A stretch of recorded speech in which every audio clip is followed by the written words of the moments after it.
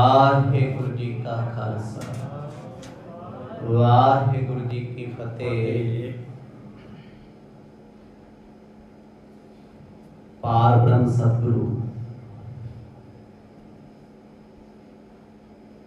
श्री गुरु ग्रंथ साहिब जियां दी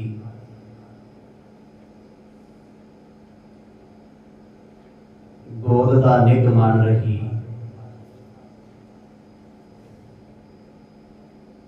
गुर संगत जियो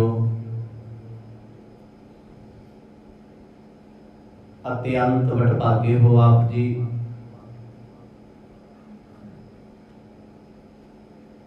हर रोज की तरह पातशाह के चरणों के विच बैठण का अज भी सुभाग प्राप्त होया है।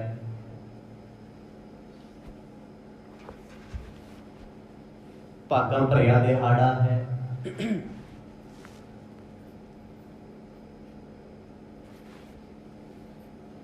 तकरीबन 490 साल बाद संग्रांद ते मसिया का अज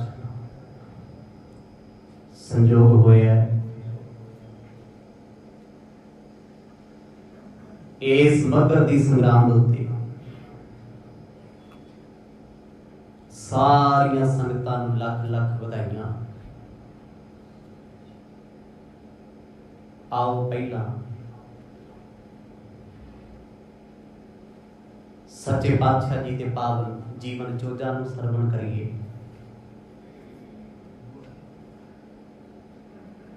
उपरंत संग्राम दीयां विचारां कल दे दीवाना विच आप जी ने सरवण कीता। भाई बाला जी दीयां बेनतियां नूं स्वीकार करके चाचा लालू जी ने 5 दिन की खोज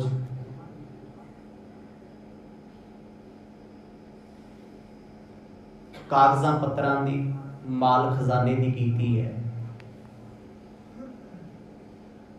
5वें दिन दोपहर तो बाद शाम का वेला गुरु नानक साहब सच्चे पातशाह जी की भगपत्री प्राप्त हुई ते बड़ी प्रसन्नता हुई। लाला पन्नू ते भाई बाला जी ने शुकराना करते हुए उस जन्म पत्री नूं अपने सीस उत्ते रखिया है। आग्या लेके चलन लगे ने नगर दे मुख दरवाजे तक। चाचा लालू जी सिखां नूं वधाई देण वास्ते चले ने। हाथ जोड़ के रो पए। 5 पैसे नारियल भेट कीता है। गुरु अंगद देव महाराज अगे बेनती करियो तरस करन साडे गरीबां दे अवगुणां नूं बख्श दे। इन्हां प्रकरणां नूं बड़े विस्तार सहित आप जी ने सरवण कीता है। आओ जी लाइए सुरख दी उड़ारी। चलिए गुरु अंगद देव पातशाह जी की पावन अमृतमयी गोद विच खडूर साहिब की धरती। पाओ प्रेम की सांझ गज वज के आखो जी सतनाम श्री गुरु साहिब जी। सतनाम श्री गुरु साहिब जी। चौपई हमरी दिश ते देहो संदेशा। श्री अंगद जिस दोष ना लिसा। जिस वेले वदैगी का समा होया है भाई बाला जी उन्हां दे नाल ने सिख लाला पन्नू जी चले ने खडूर साहब। गुरु नानक साहब जी के चाचा जी हाथ जोड़ के बेनती करके कहन लगे बालिया जे हो सके ना मेरे नानक गुरु अंगद देव के चरणों विच बेनती करी साडियां गुस्ताखियां बख्श लो। जाने अनजाने साडे तो बड़े गुनाह हुए होणगे। वो कहंदे चाचा जी किहो जी गल करदे हो। वो कहंदे श्री चंद नित माड़ा बोलदे ਸਤਿਗੁਰਾਂ ਨੂੰ ਬੇਨਤੀ ਕਰਿਓ, ਮਹਾਰਾਜ ਤੁਹਾਡੇ ਪੁੱਤਰਾਂ ਵਰਗੇ ਨੇ, ਭੁੱਲ ਚੁੱਕ ਬੋਲਦੇ ਨੇ, ਬਖਸ਼ਣ ਵਾਲੇ ਤੁਸੀਂ ਹੋ। ਉਹਨਾਂ ਦੇ ਔਗਣ ਗਲਤੀਆਂ ਨੂੰ ਚਿਤਾਰਿਓ ਨਾ। ਸ੍ਰੀ ਚੰਦ ਜੀ ਰਿਸਕੋ ਧਰੈ, ਸੀਮਾ ਧਰਤ ਜਿਉ ਤਿਹੀ ਪਰ ਕਰੈ। ਕਿਉਂਕਿ ਬੜੇ ਕੌੜੇ ਬੋਲ ਜੋ ਕਦੇ ਬੋਲੇ ਨਹੀਂ ਜਾਣੇ ਚਾਹੀਦੇ। ਬਾਬਾ ਸ੍ਰੀ ਚੰਦ ਗੁਰੂ ਅੰਗਦ ਦੇ ਪਾਤਸ਼ਾਹ ਨੂੰ ਸੇਵਾ ਦੇ ਵੇਲੇ ਬੋਲਦੇ ਰਹੇ ਆ, ਕਹਿੰਦੇ ਸੀ ਆ ਗਏ ਆ ਸਾਡੇ ਪਿਓ ਕੋਲ ਗੱਦੀ ਲੈਣ ਵਾਸਤੇ, ਐਵੇਂ ਨੂੰ ਤੂੰ ਸੇਵਾ ਕਰਦਾ, ਐਵੇਂ ਨਹੀਂ ਤੂੰ ਝਾੜੂ ਲਾਉਂਦਾ, ਐਵੇਂ ਚਿੱਕੜ ਵਿੱਚ ਛਾਲਾ ਨਹੀਂ ਮਾਰਦਾ, ਪਿਓ ਸਾਡਾ ਮਾਲਕ ਤੂੰ ਬਣਨ ਨੂੰ ਫਿਰਦਾ। ਕਿੰਨੇ ਤਾਨੇ ਸੁਣੇ ਹੋਣਗੇ, ਕਿੰਨੇ ਮਿਹਣੇ ਜਰੇ ਹੋਣਗੇ। ਕੋਈ ਆਪਾਂ ਕਿਸੇ ਦੇ ਘਰ ਜਾਈਏ, ਸਾਨੂੰ ਕੋਈ ਓਏ ਕਹਿ ਦੇ ਤੇ ਮੁੜ ਦਰਵਾਜ਼ਾ ਨਹੀਂ ਖੁੱਲੀਦਾ। ਗੁਰੂ ਅੰਗਦ ਦੇ ਪਾਤਸ਼ਾਹ ਕੀ ਕੁਝ ਝੱਲਦੇ ਰਹੇ ਹੋਣਗੇ ਸਿਰਫ ਆਪਣੇ ਪਿਆਰੇ ਲਈ। ਉਸੇ ਗੱਲ ਦਾ ਅਹਿਸਾਸ ਹੈ ਚਾਚਾ ਲਾਲ ਚੰਦ ਜੀ ਨੂੰ। ਨੇਤਰ ਭਰੇ ਹੋਏ ਨੇ, ਕਹਿੰਦੇ ਸਾਡੇ ਬੱਚਿਆਂ ਦੀਆਂ ਗਲਤੀਆਂ ਨੇ, ਭਾਵੇਂ ਉਹ ਬਖਸ਼ਣ ਯੋਗ ਨਹੀਂ। ਜਿਹਨੇ ਗੁਰੂ ਅੰਗਦ ਦੇ ਪਾਤਸ਼ਾਹ ਦਾ ਨਰਾਦਰ ਕੀਤਾ, ਉਹਨੇ ਆਪਣੇ ਪਿਤਾ ਦਾ ਨਰਾਦਰ ਵੀ ਕੀਤਾ ਵੀ ਬੜੀ ਵਾਰ ਹੈ, ਇੱਕ ਵਾਰ ਨਹੀਂ ਹੈ। ਬਾਬਾ ਲਖਮੀ ਚੰਦ, ਬਾਬਾ ਸ੍ਰੀ ਚੰਦ ਇੱਥੋਂ ਤੱਕ ਕਹਿੰਦੇ ਸੀ ਗੁਰੂ ਨਾਨਕ ਸਾਹਿਬ ਨੂੰ, ਬੁੱਢਿਆ ਤੇਰਾ ਦਿਮਾਗ ਖਰਾਬ ਹੋ ਗਿਆ। ਸੁਣਿਓ ਅੱਗੇ ਜਾ ਕੇ ਕੀ ਕੁਛ ਹੁਣ ਉਹ ਬੋਲ। ਇਹਨਾਂ ਨੂੰ ਤੇ ਪਤਾ ਹੈ ਵੀ ਗੁਰੂ ਨਾਨਕ ਸਾਹਿਬ ਮਹਾਰਾਜ ਜਿਹਨੂੰ ਆਪਣੀ ਜੋਤ ਬਣਾ ਕੇ ਗਏ ਨੇ, ਉਹ ਤੇ ਉਹਨਾਂ ਦਾ ਰੂਪ ਹੈ। ਪਿਤਾ ਨੂੰ ਬੋਲੇ ਬੋਲ ਜੈਸੇ ਸਤਿਗੁਰ ਨੂੰ ਬੋਲੇ ਨੇ, ਇਸ ਕਰਕੇ ਖਿਮਾ ਜਾਚਨਾ ਕਰਦੇ ਨੇ। ਪਾਲੇ ਬਹੋਰੋ ਬਚਨ ਉਧਾਰ, ਸ੍ਰੀ ਅੰਗਦ ਨਾਨਕ ਅਵਤਾਰ। ਉਸ ਵੇਲੇ ਭਾਈ ਬਾਲਾ ਜੀ ਦਲਾਸਾ ਦੇ ਕੇ ਗਲਵਕੜੀ ਵਿੱਚ ਲੈ ਕੇ ਕਹਿਣ ਲੱਗੇ, ਚਾਚਾ ਜੀ ਗੁਰੂ ਨਾਨਕ ਸਾਹਿਬ ਦੇ ਵਿੱਚ ਕੋਈ ਐਬ ਨਹੀਂ, ਦੋਸ਼ ਨਹੀਂ। ਬੇਸ਼ੱਕ ਉਹ ਪੰਜ ਤੱਤ ਦਾ ਸਰੀਰ ਧਾਰਨ ਕਰਕੇ ਆਏ ਨੇ। ਜੇ ਪੰਜ ਤੱਤਾਂ ਦਾ ਸਰੀਰ ਆ ਤੇ ਪੰਜ ਵਿਕਾਰ ਭਾਰੂ ਥੋੜਾ ਨੇ। ਬੰਦਗੀ ਕਾਹਦੇ ਲਈ ਕਰਦੇ ਆ? ਨਾਮ ਜਪਣ ਵਾਲਿਆਂ ਦੀ ਤਾਸੀਰ ਬਦਲ ਜਾਂਦੀ ਹੈ ਜਦੋਂ ਬੰਦਗੀ ਕਰ ਕਰਕੇ ਇਹਨਾਂ ਤੱਤਾਂ ਦੇ ਵਿੱਚੋਂ ਇਹਨਾਂ ਅਵਗੁਣਾਂ ਨੂੰ ਢਾਹ ਦਿੰਦੇ ਨੇ ਤੇ ਜਿੱਤ ਲੈਂਦੇ ਨੇ। ਉੱਥੇ ਫਿਰ ਗਾਉਂਦੀ ਹੈ ਬਾਣੀ, ਜੀਤ ਲਏ ਹੋਏ ਮਹਾ ਬਿਖਾਦੀ ਸਹਿਜ ਸੁਹੇਲੀ ਬਾਣੀ। ਜਿਨ੍ਹਾਂ ਨੇ ਆਪਣੀ ਰਸਨਾ ਤੇ ਆਪਣੀ ਜ਼ੁਬਾਨ ਤੇ ਕਾਬੂ ਪਾ ਲਿਆ ਨਾ, ਕਹਿੰਦੀ ਉਹਨਾਂ ਨੇ ਹੌਲੀ ਹੌਲੀ ਪੰਜੇ ਵਿਕਾਰਾਂ ਤੇ ਕਾਬੂ ਪਾ ਲਿਆ। ਆਖਣ ਲੱਗੇ ਗੁਰੂ ਨਾਨਕ ਪਾਤਸ਼ਾਹ ਗੁਰੂ ਅੰਗਦ ਦੇਵ, ਉਹਨਾਂ ਦੀ ਜੋਤ ਹਨ ਲੇਸ ਮਾਤਰ, ਕਿਣਕਾ ਮਾਤਰ ਵੀ ਪੰਜੇ ਵਿਕਾਰਾਂ ਦੇ ਵਿੱਚੋਂ ਕੋਈ ਵਿਕਾਰ ਨਹੀਂ ਹੈ। ਇੱਕ ਤੇ ਹੁੰਦੇ ਪੰਜ ਵਿਕਾਰ ਤੇ ਇੱਕ ਹੁੰਦੇ ਨੇ ਇਹਨਾਂ ਦੇ ਅਧਿਆਕਸ਼ ਐਬ, ਜਿਨ੍ਹਾਂ ਦੇ ਸਿਰ ਤੇ ਵਿਕਾਰ ਕੰਮ ਕਰਦੇ। ਆਪ ਜੀ ਨੇ ਪੰਜਵੀਂ ਰੁੱਤ ਦੀ ਕਥਾ ਦੇ ਵਿੱਚ ਸਾਰਾ ਕੁਝ ਬੜੇ ਵਿਸਥਾਰ ਸਹਿਤ ਸੁਣਿਆ ਹੋਇਆ ਹੈ। ਪੰਜ ਔਗਣ ਕਿਹੜੇ ਆ, ਪੰਜ ਵਿਕਾਰ ਕਿਹੜੇ ਆ। ਕਈ ਵਾਰ ਅਸੀਂ ਗਲਤੀ ਨਾਲ ਇਹ ਪੰਜੇ ਵਿਕਾਰਾਂ ਨੂੰ ਪੰਜ ਔਗਣ ਕਹੀ ਜਾਂਦੇ ਆ, ਪਰ ਗੁਰੂ ਪੰਜ ਵਿਕਾਰਾਂ ਤੋਂ ਉੱਚੇ, ਪੰਜੇ ਔਗਣਾਂ ਤੋਂ ਉੱਪਰ ਨੇ। ਇਸ ਕਰਕੇ ਚਾਚਾ ਜੀ ਉਹ ਕੁਛ ਵੀ ਨਹੀਂ ਚਿਤਾਰਦੇ।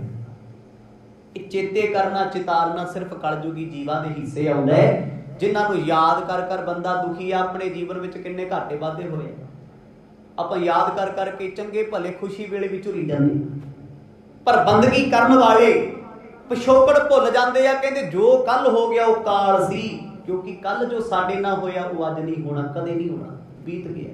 ਭਾਵੇਂ ਘਾਟਾ ਸੀ ਭਾਵੇਂ ਵਾਧਾ ਸੀ, ਆਉਣ ਵਾਲਾ ਕੱਲ ਜੋ ਕੁਝ ਵੀ ਹੋਏਗਾ ਚੰਗਾ ਮਾੜਾ ਉਹ ਸਿਰਫ ਕੱਲ ਹੈ, ਅੱਜ ਨਹੀਂ ਹੈ। ਕੱਲ ਦੀ ਚਿੰਤਾ ਦੇ ਵਿੱਚ ਅੱਜ ਦਾ ਸਕੂਨ ਵੀ ਸਾਡਾ ਚਲੇ ਜਾਂਦਾ ਹੈ। ਕੁਛ ਵੀ ਹੋਵੇ, ਚੰਗਾ ਹੋਵੇ ਮਾੜਾ ਹੋਵੇ, ਇਹ ਸਾਡੀ ਸੋਚ ਦਾ ਗੱਲ ਹੈ। ਚੰਗਾ ਮਾੜਾ ਰੱਬ ਦੇ ਪਿਆਰੇ ਇਹਨਾਂ ਚੀਜ਼ਾਂ ਤੋਂ ਉੱਪਰ ਹੁੰਦੇ ਨੇ। ਇਸ ਕਰਕੇ ਕਹਿੰਦੇ ਆ ਭਾਈ ਬਾਲਾ ਜੀ ਮਹਾਂਪੁਰਖੋ, ਗੁਰੂ ਅੰਗਦ ਦੇ ਪਾਤਸ਼ਾਹ ਦੇ ਵਿੱਚ ਲੇਸ ਮਾਤਰ ਭਾਵ ਇੱਕ ਤਿਲ ਜਿੰਨਾ ਵੀ ਵਿਕਾਰ ਨਹੀਂ, ਸੂਈ ਦੇ ਨੱਕੇ ਜਿੰਨਾ ਉਹਨਾਂ ਕਦੇ ਸੋਚਿਆ ਨਹੀਂ, ਕਦੇ ਚਿਤਾਰਿਆ ਨਹੀਂ। ਕਿਉਂਕਿ ਦਰਿਆ ਦਿਲ ਹੁੰਦਾ ਗੁਰੂ ਕੇ ਸਿੱਖਾਂ ਦਾ। ਦਰਿਆ ਦੇ ਵਿੱਚ ਕੋਈ ਫੈਕਟਰੀਆਂ ਦਾ ਪਾਣੀ ਸੁੱਟੀ ਜਾਏ, ਸੀਵਰ ਦਾ ਸੁੱਟੀ ਜਾਏ, ਨਦੀਆਂ ਦਾ ਆ ਜੇ, ਨਾਲਿਆਂ ਦਾ ਪੈ ਜੇ, ਗੰਗਾ ਦਾ ਪੈ ਜੇ, ਕਦੇ ਦਰਿਆ ਨੇ ਥੋੜਾ ਕਹਿਣਾ ਵੀ ਇਹ ਪਾਣੀ ਗੰਦਾ ਆ ਗਿਆ, ਮੈਂ ਮਿਕਸ ਨਹੀਂ ਕਰਨਾ, ਮੇਰੇ 'ਚ ਕਿਉਂ ਆਏਗਾ। ਦਰਿਆ ਦਿਲ ਹੈ ਉਹਦਾ, ਜੋ ਵੀ ਆ ਗਿਆ ਸਭ ਨੂੰ ਇੱਕ ਸਮਾਨ ਕਰਦੇ ਨੇ। ਗੁਰੂ ਦਾ ਦਿਲ, ਸਿੱਖ ਦਾ ਦਿਲ ਦਰਿਆ ਵਰਗਾ ਹੁੰਦਾ ਹੈ। ਲੱਖਾਂ ਅਪਰਾਧ ਕਿਸੇ ਨੇ ਵੀ ਕੀਤੇ, ਹੱਸ ਕੇ ਕਹਿਤਾ ਚੱਲ ਕੋਈ ਨਾ, ਕਹਿੰਦੇ ਆਪਾਂ ਵੀ ਹਾਂ। ਇਹ ਸਾਡੀ ਸਿਰਫ ਜ਼ੁਬਾਨ ਕਹਿੰਦੀ ਚੱਲ ਕੋਈ ਨਾ, ਅੰਦਰ ਤੇ ਭਾਪੜ ਮੱਚਦੇ ਹੁੰਦੇ ਵੀ ਕੋਈ ਨਹੀਂ ਪੁੱਤ ਕਦੇ ਤੇ ਮਿਲੇਗਾ, ਕਦੇ ਤੇ ਮੌਕਾ ਆਊਗਾ। ਗੁਰੂ ਅੰਗਦ ਦੇਵ ਮਹਾਰਾਜ ਜਿਨ੍ਹਾਂ ਦੇ ਅੰਦਰ ਵਿਕਾਰ ਕੋਈ ਨਹੀਂ, ਜੋ ਐਸੀਆਂ ਗੱਲਾਂ ਨੂੰ ਕਦੇ ਯਾਦ ਚੇਤੇ ਕਰਦੇ ਵੀ ਨਹੀਂ। ਪੰਚ ਦੋਖ ਨਹਿ ਤਿਨ ਮਹਿ ਪਾਵਹਿ, ਨਿਕਟ ਤਰਨ ਜਿਉ ਤਿਮਰ ਨਾਮ ਹੈ। ਕਹਿੰਦੀ ਉਹਨਾਂ ਦੇ ਵਿੱਚ ਜਦੋਂ ਪੰਜ ਵਿਕਾਰ ਨਹੀਂ, ਪੰਜ ਦੋਸ਼ ਨਹੀਂ ਤੇ ਪੰਜ ਐਬ ਨਹੀਂ, ਤੇ ਫੇਰ ਉਹਨਾਂ ਨੇ ਕਿਉਂ ਸੋਚਣਾ ਹੈ? ਬੇਸ਼ੱਕ ਬਾਬਾ ਸ੍ਰੀ ਚੰਦ ਨੇ ਉਹਨਾਂ ਨੂੰ ਬੜੇ ਮਾੜੇ ਚੰਗੇ ਬੋਲ ਆਖੇ, ਕਦੇ ਦਿਲ ਤੇ ਨਹੀਂ ਰੱਖੇ। ਕਿਸੇ ਨੇ ਉਹਨਾਂ ਦੀ ਸਿਫਤ ਕੀਤੀ, ਕਦੇ ਦਿਮਾਗ 'ਚ ਨਹੀਂ ਰੱਖੀ। ਸਾਡੇ ਨਾਲ ਹੁੰਦਾ ਹੈ, ਕੋਈ ਸਾਡੀਆਂ ਬਹੁਤੀਆਂ ਤਾਰੀਫਾਂ ਕਰੇ, ਅਸੀਂ ਦਿਮਾਗ ਤੇ ਰੱਖਦੇ ਹਾਂ, ਯਾਰ ਬੰਦਾ ਬੜਾ ਵਧੀਆ ਹੈ। ਕਿਸੇ ਨੇ ਕੌੜੀ ਗੱਲ ਕਹਿਤੀ, ਉਹ ਤੇਰਾ ਸੁਭਾਅ ਚੰਗਾ ਨਹੀਂ, ਤੂੰ ਚੁਗਲਖੋਰ ਹੈ, ਤੂੰ ਮਾੜਾ ਬੋਲਦਾ ਹੈ, ਕੌੜਾ ਬੋਲਦਾ ਹੈ। ਸੱਚੀ ਦਿਲ ਤੇ ਗੱਲ ਆ ਗਈ, ਹਾਏ ਕਹਿ ਕੇ ਨਹੀਂ ਗਿਆ। ਪਰ ਜਦੋਂ ਇਹਨਾਂ ਚੀਜ਼ਾਂ ਤੋਂ ਉੱਚੇ ਉੱਠ ਗਏ ਨਾ, ਕੋਈ ਤੁਹਾਡੇ ਬਾਰੇ ਕੀ ਕਹਿੰਦਾ ਹੈ, ਸੱਚੀ ਤੁਹਾਨੂੰ ਫਰਕ ਨਹੀਂ ਜੇ ਪੈਣਾ। ਕੋਈ ਤੁਹਾਨੂੰ ਮਾੜਾ ਕਹਿੰਦਾ ਹੈ, ਕੋਈ ਤੁਹਾਨੂੰ ਚੰਗਾ ਕਹਿੰਦਾ ਹੈ, ਕੋਈ ਫਰਕ ਨਹੀਂ। ਜੇ ਫਰਕ ਵੀ ਨਹੀਂ ਤੇ ਆਦਤਾਂ ਦੇ ਵਿੱਚ ਵੀ ਚੇਂਜ ਆ ਜਾਣਾ, ਜੀਵਨ ਦਾ ਸੁਭਾਅ ਵੀ ਬਦਲਿਆ ਜਾਏਗਾ। ਮੈਂ ਉਹ ਕੰਮ ਨਾ ਕਰਾਂ ਜਿਨ੍ਹਾਂ ਨੂੰ ਕਰਕੇ ਪਛਤਾਪ ਕਰਨਾ। ਐਸਾ ਕੰਮ ਮੂਲੇ ਨਾ ਕੀਜੈ ਜਿਤੇ ਅੰਤ ਪਛੋਦਾ ਨਹੀਂ। ਭਾਈ ਬਾਲਾ ਜੀ ਬੇਨਤੀ ਕਰਕੇ ਕਹਿਣ ਲੱਗੇ, ਚਾਚਾ ਜੀ ਤੇ ਚਿਤਾਰੋ ਵੀ ਨਾ, ਤੇ ਸੋਚੋ ਵੀ ਨਾ, ਗੁਰੂ ਲਈ ਸੋਨਾ ਮਿੱਟੀ ਇੱਕ ਬਰਾਬਰ ਨੇ। ਸਮ ਦਮ ਸੋ ਤਨ ਗਿਆਨ ਸੋਹਾਵਹਿ, ਆਤਪ ਭਗਤ ਜਗਤ ਵਿਦਤਾਵਹਿ। ਗੁਰੂ ਸਾਹਿਬ ਨੇ ਤੇ ਸਮ ਅਤੇ ਦਮ ਦੋਨਾਂ ਨੂੰ ਕੰਟਰੋਲ ਕੀਤਾ ਹੋਇਆ। ਸਮ ਦਮ ਕੀ ਹੈ? ਸਮ ਦਮ ਸ਼ਰਧਾ ਤੀਸਰੀ ਔਰ ਸਮਾਧਾਨ ਉਪਰਾਮ, ਇਹਨੇ ਖੱਟ ਗੁਣ। ਸਮ ਕੀ ਹੈ? ਸਮ ਨਾਮ ਹੈ ਸੰਸਾਰ ਦੇ ਵਿੱਚ ਸਰੀਰਕ ਤੌਰ ਤੇ ਜਿਹੜੀ ਸਾਡੀ ਪ੍ਰਕਿਰਿਆ ਹੈ, ਹੱਥ ਪੈਰ ਨੱਕ ਕੰਨ, ਇਹ ਨਹੀਂ। ਦਮ ਕੀ ਹੈ? ਇਹਨਾਂ ਪਿੱਛੇ ਜਿਹੜੀ ਸੈਂਸ ਵਰਕ ਕਰ ਰਹੀ ਹੈ, ਸੌਖੇ ਸੁਭਾਅ ਨਾਲ ਸਮਝੀਏ। ਹੁਣ ਨੱਕ ਹੈ, ਨੱਕ ਸਾਹ ਵੀ ਲੈਂਦਾ ਹੈ, ਪਰ ਨੱਕ ਦੀ ਸੈਂਸ ਕੀ ਹੈ? ਖੁਸ਼ਬੂ ਅਤੇ ਗੰਧ ਬਦਬੂ ਨੂੰ ਪਛਾਣਨਾ। ਕੰਨ ਸੁਣਦੇ ਨੇ, ਪਰ ਸੁਣਨ ਵਾਲੀ ਸ਼ਕਤੀ ਇਹ ਜਾਣਦੀ ਹੈ ਇਹ ਹਾਸਾ ਹੈ, ਇਹ ਰੋਣਾ ਹੈ। ਜੀਭ ਬੋਲਦੀ ਵੀ ਹੈ, ਜੀਭ ਦੱਸ ਦਿੰਦੀ ਹੈ ਇਹ ਮਿੱਠਾ ਹੈ, ਕੌੜਾ ਹੈ, ਨਮਕੀਨ ਹੈ, ਇਹ ਸੈਂਸ ਹੈ। ਕਹਿੰਦੇ ਸਮ ਅਤੇ ਦਮ ਇੰਦਰੀਆਂ, ਗਿਆਨ ਇੰਦਰੇ ਤੇ ਕਰਮ ਇੰਦਰੇ, ਕਹਿੰਦੇ ਗੁਰੂ ਤੇ ਗੁਰੂ ਦੇ ਪਿਆਰਿਆਂ ਦੇ ਵਸ ਵਿੱਚ ਹੁੰਦੇ ਨੇ। ਮਾਫ ਕਰਿਓ, ਇਹ ਚੀਜ਼ਾਂ ਆਪਣੇ ਤੇ ਲਾਗੂ ਨਹੀਂ ਨੇ। ਸਾਡੀ ਤੇ ਜ਼ੁਬਾਨ ਵਸ ਚ ਨਹੀਂ ਹੁੰਦੀ। ਆਖੋ ਸਤਿਨਾਮ। ਮੈਂ ਦੂਜੇ ਦੀ ਕੀ ਗੱਲ ਕਰਾਂ, ਕਥਾ ਕਰਦਿਆਂ ਮੈਨੂੰ ਨਹੀਂ ਪਤਾ ਲੱਗਦਾ ਮੈਂ ਕੀ ਬੋਲਣਾ। ਪਰ ਰੱਬ ਦੇ ਪਿਆਰੇ ਬੰਦਗੀ ਵਾਲੇ ਉਹ ਸਮ ਦਮ ਦੇ ਵਿੱਚ ਜੁੜੇ ਹੁੰਦੇ ਨੇ। ਤੀਜਾ ਸਮਾਧਾਨ, ਗਹਿਰੀਆਂ ਚੀਜ਼ਾਂ ਨੇ। ਉਹ ਕਿਸੇ ਵੀ ਚੀਜ਼ ਨੂੰ ਬਹੁਤਾ ਨਾਪ ਦੇ ਤੋੜਦੇ ਨਹੀਂ। ਕੋਈ ਆਪਾਂ ਤੇ ਇੱਕ ਭਾਂਡਾ ਲੈਣਾ ਹੋਵੇ 100 ਵਾਰ ਖੜਕਾ ਕੇ ਵੇਖੀਦਾ, ਲੈ ਠੀਕ ਹੈ ਮਹਿੰਗਾ ਤੂੰ ਤੇ ਲੁੱਟਦਾ ਯਾਰ। ਪਰ ਰੱਬ ਦੇ ਪਿਆਰੇ ਇਹਨਾਂ ਚੀਜ਼ਾਂ ਤੋਂ ਉੱਪਰ ਹੁੰਦੇ ਆ। ਉਹ ਕਹਿੰਦੇ ਭਾਵੇਂ ਮਹਿੰਗਾ ਲੈ ਲਈ ਭਾਵੇਂ ਸਸਤਾ, ਜਦ ਸਰੀਰ ਦਾ ਭਾਂਡਾ ਨਹੀਂ ਰਹਿਣਾ ਤੇ ਇਹਨਾਂ ਟਿੰਡਿਆਂ ਨੇ ਕਿੱਥੋਂ ਰਹਿ ਜਾਣਾ। ਆਖੋ ਸਤਿਨਾਮ। ਇਹਨਾਂ ਦੀ ਲਾਈਫ ਲੱਭਦਾ ਫਿਰਦਾ, ਆਪਣੇ ਸਰੀਰ ਭਾਂਡੇ ਦਾ ਕਦੇ ਖਿਆਲ ਨਹੀਂ ਕੀਤਾ। ਮਨ ਆਪਣੀ ਨੂੰ ਕਦੇ ਸੁਧਾਰਿਆ ਨਹੀਂ, ਉਹਦੇ ਵਿੱਚ ਜਨਮਾਂ ਜਨਮਾਂ ਦੀ ਮੈਲ ਪਈ ਆ, ਬਾਹਰ ਦੀਆਂ ਸਫਾਈਆਂ ਕਰਦਾ ਫਿਰਦਾ। ਕਹਿੰਦੇ ਗੁਰੂ ਸਾਹਿਬ ਸਮ ਦਮ ਉੱਤੇ ਕਾਬੂ ਰੱਖਦੇ ਨੇ, ਤੇ ਇਸੇ ਕਰਕੇ ਜੀਵਨ ਵਿੱਚ ਵਿਕਾਰ ਨਹੀਂ ਕੋਈ। ਇਹਨਾਂ ਚੀਜ਼ਾਂ ਤੋਂ ਉੱਚੇ ਹਨ। ਪਤਰੀ ਲੈ ਚੱਲੇ ਤਤਕਾਲਾ, ਜਹ ਖਡੂਰ ਮਹਿ ਗੁਰੂ ਕਿਰਪਾਲਾ। ਸ਼ੁਕਰਾਨਾ ਕੀਤਾ ਚਾਚਾ ਲਾਲ ਚੰਦ ਜੀ ਦਾ, ਲਾਲੂ ਜੀ ਦਾ ਸ਼ੁਕਰਾਨਾ ਕਰਕੇ ਚੱਲੇ ਆ। ਕਹਿੰਦੇ ਜੀ 5 ਦਿਨ ਤੁਸੀਂ ਸਾਨੂੰ ਬਖਸ਼ੀ। ਗੁਰੂ ਨਾਨਕ ਦੇ ਘਰ 'ਚ ਰਹਿਣ ਦਾ ਸੁਭਾਅ ਮਿਲਿਆ। ਲੈ ਕੇ ਆ ਗਿਆ ਦੋਨੋਂ ਸਿੱਖ ਨੰਗੇ ਪੈਰ ਰਾਏ ਭੋਏ ਦੀ ਤਲਵੰਡੀ ਤੋਂ ਖਡੂਰ ਸਾਹਿਬ ਨੂੰ ਚਾਲੇ। ਸਾਰੀ ਰਾਤ ਤੁਰਦੇ ਗਏ, ਸਵੇਰ ਦਾ ਵੇਲਾ ਹੋ ਗਿਆ। ਦੋਹਰਾ ਬੈਸੇ ਅੰਗਦ ਰਾਜਹੀ, ਬੰਦੇ ਪਦ ਅਰਬਿੰਦ। ਅੰਮ੍ਰਿਤ ਵੇਲੇ ਦੇ ਦੀਵਾਨਾਂ ਦੇ ਵਿੱਚ ਗੁਰੂ ਅੰਗਦ ਦੇਵ ਸਾਹਿਬ ਸੋਹਣੇ ਸਿੰਘਾਸਣ ਤੇ ਗੁਰਤਾ ਗੱਦੀ ਤੇ ਬੈਠੇ ਨੇ। ਸੰਗਤਾਂ ਹੀ ਸੰਗਤਾਂ ਬੈਠੀਆਂ ਨੇ। ਭਾਈ ਬਾਲਾ ਜੀ ਲਾਲਾ ਪੰਨੂ ਜੀ ਸਤਿਗੁਰਾਂ ਦੇ ਦਰਬਾਰ ਵਿੱਚ ਪ੍ਰਵੇਸ਼ ਹੋਏ। ਕਹਿੰਦੇ ਚਿਹਰੇ ਤੇ ਮੁਖੜੇ ਦਾ ਹਾਸਾ ਦੱਸਦਾ ਸੀ ਕੁਝ ਪ੍ਰਾਪਤ ਕਰਕੇ ਆਏ ਨੇ। ਜਦ ਮੇਰੇ ਗੁਰੂ ਅੰਗਦ ਦੇਵ ਪਾਤਸ਼ਾਹ ਨੇ ਹੇਠਾਂ ਤੋਂ ਨਜ਼ਰਾਂ ਚੁੱਕੀਆਂ, ਸਿੱਖਾਂ ਵੱਲ ਕੀਤੀਆਂ, ਸੁਭਾਵਕ ਭਾਈ ਬਾਲਾ ਜੀ ਦਿਸੇ, ਲਾਲਾ ਪੰਨੂ ਜੀ ਦਿਸੇ। ਕਹਿੰਦੀ ਅੱਖਾਂ ਦੇ ਵਿੱਚ ਚਮਕ ਆ ਗਈ, ਖੁਸ਼ੀ। ਪਿਆਰੇ ਆਏ ਆ, ਕੁਛ ਲੈ ਕੇ ਆਏ ਨੇ। ਜਿਦੇ ਪ੍ਰਸਿੱਧੇ ਸਤਿਗੁਰੂ ਕਹਿ ਚਿਤ ਗੋਬਿੰਦ। ਕਹਿੰਦੀ ਉਸ ਵੇਲੇ ਗੁਰੂ ਅੰਗਦ ਦੇਵ ਮਹਾਰਾਜ ਇੱਕਦਮ ਸੰਘਾਸਣ ਤੋਂ ਉੱਠੇ। ਸਿੱਖਾਂ ਨੂੰ ਵੇਖ, ਭੱਜ ਕੇ ਸਤਿਗੁਰਾਂ ਨੇ ਭਾਈ ਬਾਲਾ ਜੀ ਨੂੰ ਘੁੱਟ ਕੇ ਜੱਫੀ ਪਾ ਲਈ। ਇਹ ਨਹੀਂ ਪੁੱਛਿਆ ਲੈ ਕੇ ਆਇਆ ਕਿ ਨਹੀਂ ਆਇਆ।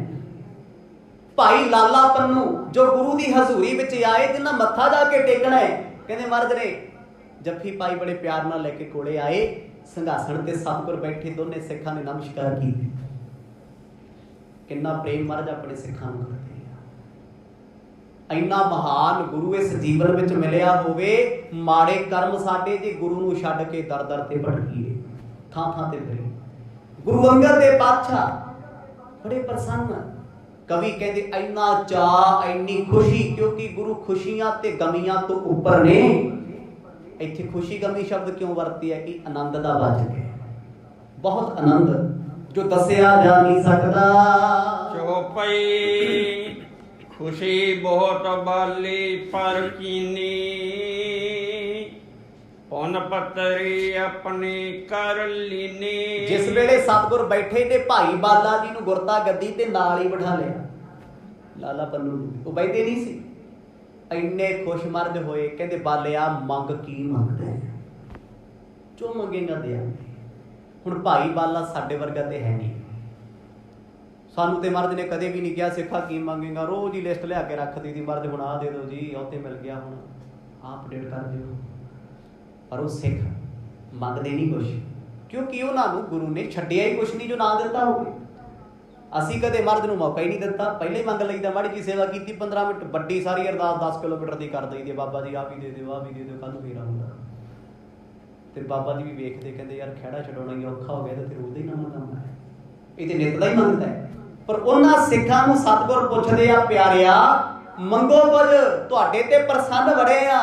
ਹੱਸ ਕੇ ਭਾਈ ਬਾਲਾ ਜੀ ਕਹਿੰਦੇ ਮਹਾਰਾਜ ਜਿਹਨੂੰ ਤੁਹਾਡੇ ਦੀਦਾਰ ਹੋ ਜਾਣ, ਕੋਈ ਮੰਗਣ ਨੂੰ ਪਿੱਛੇ ਰਹਿੰਦਾ ਕੀ, ਆਖੋ ਸਤਿਨਾਮ। ਇਹੀ ਤੇ ਕਾਰਨ ਹੈ ਗੁਰੂ ਦੇ ਦਰਸ਼ਨ, ਗੁਰੂ ਦੀ ਸੰਗਤ ਵੱਡੀ ਹੈ, ਤਾਂ ਹੀ ਤੇ ਬਾਣੀ ਪੜ੍ਹਦੇ ਹੋ, ਦਰਸ਼ਨ ਦੇਖ ਜੀਵਾ ਗੁਰ ਤੇਰਾ। ਕਿਤੇ ਮਰਦ ਨੇ ਕਿਹਾ ਮੈਂ ਗੱਡੀ ਵੇਖ ਕੇ ਜੀਵਾਂ, ਗੱਡਾ ਵੇਖ ਕੇ ਜੀਵਾਂ, ਪ੍ਰਾਪਰਟੀ ਵੇਖ ਕੇ ਜੀਵਾਂ, ਨਹੀਂ, ਦਰਸ਼ਨ ਦੇਖ ਕੇ। क्योंकि दर्शन देखने का चाह मन पैरा होगा। जब मन च विराग उठेगा, दर्शना का चाह होएगा, गुरु की संगत में बैठेगा, भजया आएगा। मर्द कहते प्यारिया मंग कुछ, कहते महाराज कुछ नहीं चाहिए, आनंद है जी बस। सच्ची आप रजे होइए ना, आनंद किवें समझना, चंगे रजे होइए तसल्ली नाल। साडे सामने कोई महंगी तो महंगी सुगात रख दे, पीजा रख दे, बर्गर रख दे, जो आज रूटीन च चल रहा है, बंदा कहता यार नहीं कुछ नहीं खाना, दिखा ना मैनू, आनंद है बस। ते वो आनंद है जिहड़ा रजिया गुरु दीयां बरकतां दे नाल। गुरु कहंदे मंग ला, कहंदे महाराज मैं मंगांगी, किरपा तेरी है। भुखा सब गवाइयां, अंदर दीयां भुखां गवाइयां गईयां ने, कर शांत सुख मन आए वसिया, जिन इच्छा सब बुझाइयां। अंदर शांत हो गया। आपां रोज बाणी पढ़दे, सच्ची दस्सिओ जी किहदा किहदा अंदर शांत है? वो केड़ा सिख है जिन्हें अपने जीवन में गुरु ग्रंथ साहब अगे पल्ला अड्ड के कदे नाम तो बगैर कुछ ना मंगिया होवे? कोशिश करया करो, जिन्नी मर्जी सेवा करो, जिन्ना मर्जी नाम जपो, एक प्रण कर लो मैं अपने सतगुर दे कोलों नाम तो बिना कुछ भी नहीं मंगना। वेखियो जिंदगी दा आनंद, जिंदगी दा स्वाद। ते जदों मंगां ते खड़े आ ना, फिर ते घाटे वाधे इत्थे ही पूरे हो जाते हैं। पर लोग लई की है? मर्द कहते मंग कुछ, कहते ना बादशाह बड़ा कुछ दिता होया है, की मंगीए, कुछ सुझदा नहीं। सादर सो निज शीस चढ़ाई, भाओ बहुत कर और महिलाई। बड़े प्रेम नाल पातशाह पुछदे आ, बाला जी पत्री प्राप्त होई? कहंदे हां जी पातशाह आप जी दी किरपा होगी। ਐਵੇਂ ਨਹੀਂ ਕੋਈ ਫੜਾ ਛੱਡੀਆਂ, मैं 5 दिन ਲਾਏ ਜੀ, मैं ਲੱਭ ਲਿਆਇਆ ਜੀ, क्योंकि मैं ਭੇਤੀ ਸੀ ਕਰਦਾ। ਆ ਗੱਲਾਂ ਥੋੜੀਆਂ ਸਿੱਖਾਂ ਕੋਲ। कहते महाराज आप जी की कृपा दया दृष्टि हो गई है, प्राप्त हो गई। कहते गुरु अंगद देव पातशाह ने दोने हाथ अड्डे के, जिवें एक मंगण वाला मंगदा ना, दोने हाथ अड्ड के भाई बाला जी दे कोलों पत्री दी मंग कीती। उन्हां बड़े अदब दे नाल दस्तार चो लाई, गुरु अंगद देव पातशाह जी दे कर कमलां ते रखती। पातशाह ने उस पत्री नूं फड़िया, मस्तक नाल लाया कई बार, मुड़ अपने सीस उत्ते रख लिया, भावुक हो गए। होना ही सी, इस पत्री दे लई किन्ना समा बतीत हो गया, किन्नियां खोजां कीतियां ने। दर्शन तुम करवायो गुर का, जिसते भ्रम भाग्यो है उरका। ਉਹ ਸਤਿਗੁਰਾਂ ਦੇ ਨਿਮਰਤਾ ਦੇ ਬੋਲ, ਕਹਿੰਦੇ ਭਾਈ ਬਾਲਾ ਜੀ ਪੱਤਰੀ ਖੋਲ ਕੇ ਵੇਖ ਕੇ ਕਹਿੰਦੇ ਅੱਜ ਮੇਰੇ ਗੁਰੂ ਨਾਨਕ ਦੇ ਸਾਖਸ਼ਾਤ ਦਰਸ਼ਨ ਕਰਵਾਤੇ। ਇਹ ਸੱਚ ਹੈ। ਸੱਜਣ ਵਿਛੜਦੇ ਨਾ, ਸੱਜਣ ਦੀਆਂ ਨਿਸ਼ਾਨੀਆਂ ਵਿੱਚੋਂ ਵੀ ਉਹ ਦਿਸਦਾ ਹੈ, ਉਹਦੀਆਂ ਦਿੱਤੀਆਂ ਹੋਈਆਂ ਨਿਸ਼ਾਨੀਆਂ ਦੇ ਵਿੱਚੋਂ ਵੀ ਉਹ ਫੀਲ ਹੁੰਦਾ, ਮਹਿਸੂਸ ਹੁੰਦਾ ਹੈ। ਗੁਰੂ ਅੰਗਦ ਦੇਵ ਮਹਾਰਾਜ ਨੇ ਕਿੰਨਾ ਲੰਮਾ ਸਮਾਂ ਸੰਗਤ ਕੀਤੀ ਮਹਾਰਾਜ ਜੀ। ਕਹਿੰਦੇ ਜਦੋਂ ਭਵ ਪੱਤਰੀ ਜਨਮ ਪੱਤਰੀ ਹੱਥ ਵਿੱਚ ਫੜੀ, ਭੁੱਬਾਂ ਨਿਕਲ ਗਈਆਂ, ਅੱਖਾਂ ਭਰ ਭਰ ਵੇਖਦੇ ਆ। ਕਹਿੰਦੇ ਹੰਝੂਆਂ ਦੇ ਨਾਲ ਧੁੰਦਲਾ ਦਿਸਣਾ ਸ਼ੁਰੂ ਹੋ ਗਿਆ। ਕਹਿੰਦੇ ਵਾਲਿਆ ਕੀ ਦੇ ਦਿਆਂ ਤੈਨੂੰ, ਚਿੱਤ ਕਰਦਾ ਤੇਰੇ ਚਰਨਾਂ ਵਿੱਚ ਆਪਣੀ ਜਾਨ ਕੁਰਬਾਨ ਕਰਦੇ ਆ। ਅੱਜ ਮੈਨੂੰ ਮੇਰੇ ਸਤਿਗੁਰ ਪਿਆਰੇ ਦੇ ਸਾਖਸ਼ਾਤ ਦੀਦਾਰ ਕਰਾਏ ਨੇ। ਸਹਿਸ ਕ੍ਰਿਤਿ ਅਛਰ ਜਬ ਕੀਨੇ, ਤਬ ਅੰਗਦ ਜੀ ਬਚਨ ਸੋ ਕੀਨੇ। ਕਹਿੰਦੇ ਪਿਆਰ ਵਿੱਚ ਭਿੱਜ ਕੇ ਸਤਿਗੁਰ ਉਸ ਅਵਸਥਾ ਤੋਂ ਬੋਲਦੇ ਆ ਜਿਹਦੇ ਪ੍ਰਥਾਏ ਬਾਣੀ ਕਹਿੰਦੀ ਹੈ, ਕੋਈ ਆਣ ਮਿਲਾਵੇ ਮੇਰਾ ਪ੍ਰੀਤਮ ਪਿਆਰਾ। ਕਹਿੰਦੇ ਕੋਈ ਮੈਨੂੰ ਮੇਰੇ ਸੱਜਣ ਨਾਲ ਮਿਲਾ ਦਿਓ। ਕੀ ਹੋਏਗਾ, ਕੀ ਕਰੋਗੇ? ਹਾਉ ਤਿਸ ਪਹਿ ਆਪ ਵਿੱਚ ਆਈ, ਦਰਸ਼ਨ ਹਰ ਦੇਖਣ ਕਹਿ ਤਾਈ। ਕਹਿੰਦੇ ਸਭ ਤੋਂ ਵੱਡਾ ਤੇ ਸਰੀਰ ਹੀ ਹੈ ਨਾ, ਪ੍ਰਾਪਰਟੀਆਂ ਕੁਛ ਨਹੀਂ। ਬਾਣੀ ਕਹਿੰਦੀ ਮੈਂ ਆਪਣਾ ਸਰੀਰ ਵੇਚ ਦਿਆਂ ਉਸ ਸੱਜਣ ਤਾਈ।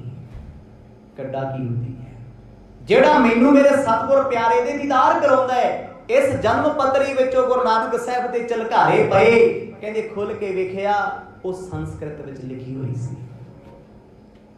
ਗੁਰੂ ਅੰਗਦ ਦੇਵ ਪਾਤਸ਼ਾਹ ਨੇ ਨਮਸਕਾਰ ਕੀਤੀ। ਵੇਖੋ ਗੁਰੂ ਨੇ ਗੁਰਗੱਦੀ ਤੇ ਬੈਠੇ ਆ, ਇਹਨੂੰ ਕਹਿੰਦੇ ਭਾਵਨਾ। ਜੇ ਗੁਰੂ ਆਪ ਸਤਿਕਾਰ ਕਰਨਗੇ ਬਾਣੀ ਦਾ ਤੇ ਕੱਲ ਸਿੱਖ ਵੀ ਤਾਂ ਕਰਨਗੇ, ਤੇ ਜੇ ਗੁਰੂ ਨੇ ਅਦਬ ਨਾ ਕੀਤਾ ਤੇ ਸਿੱਖ ਕਿੱਥੋਂ ਕਰਨਗੇ?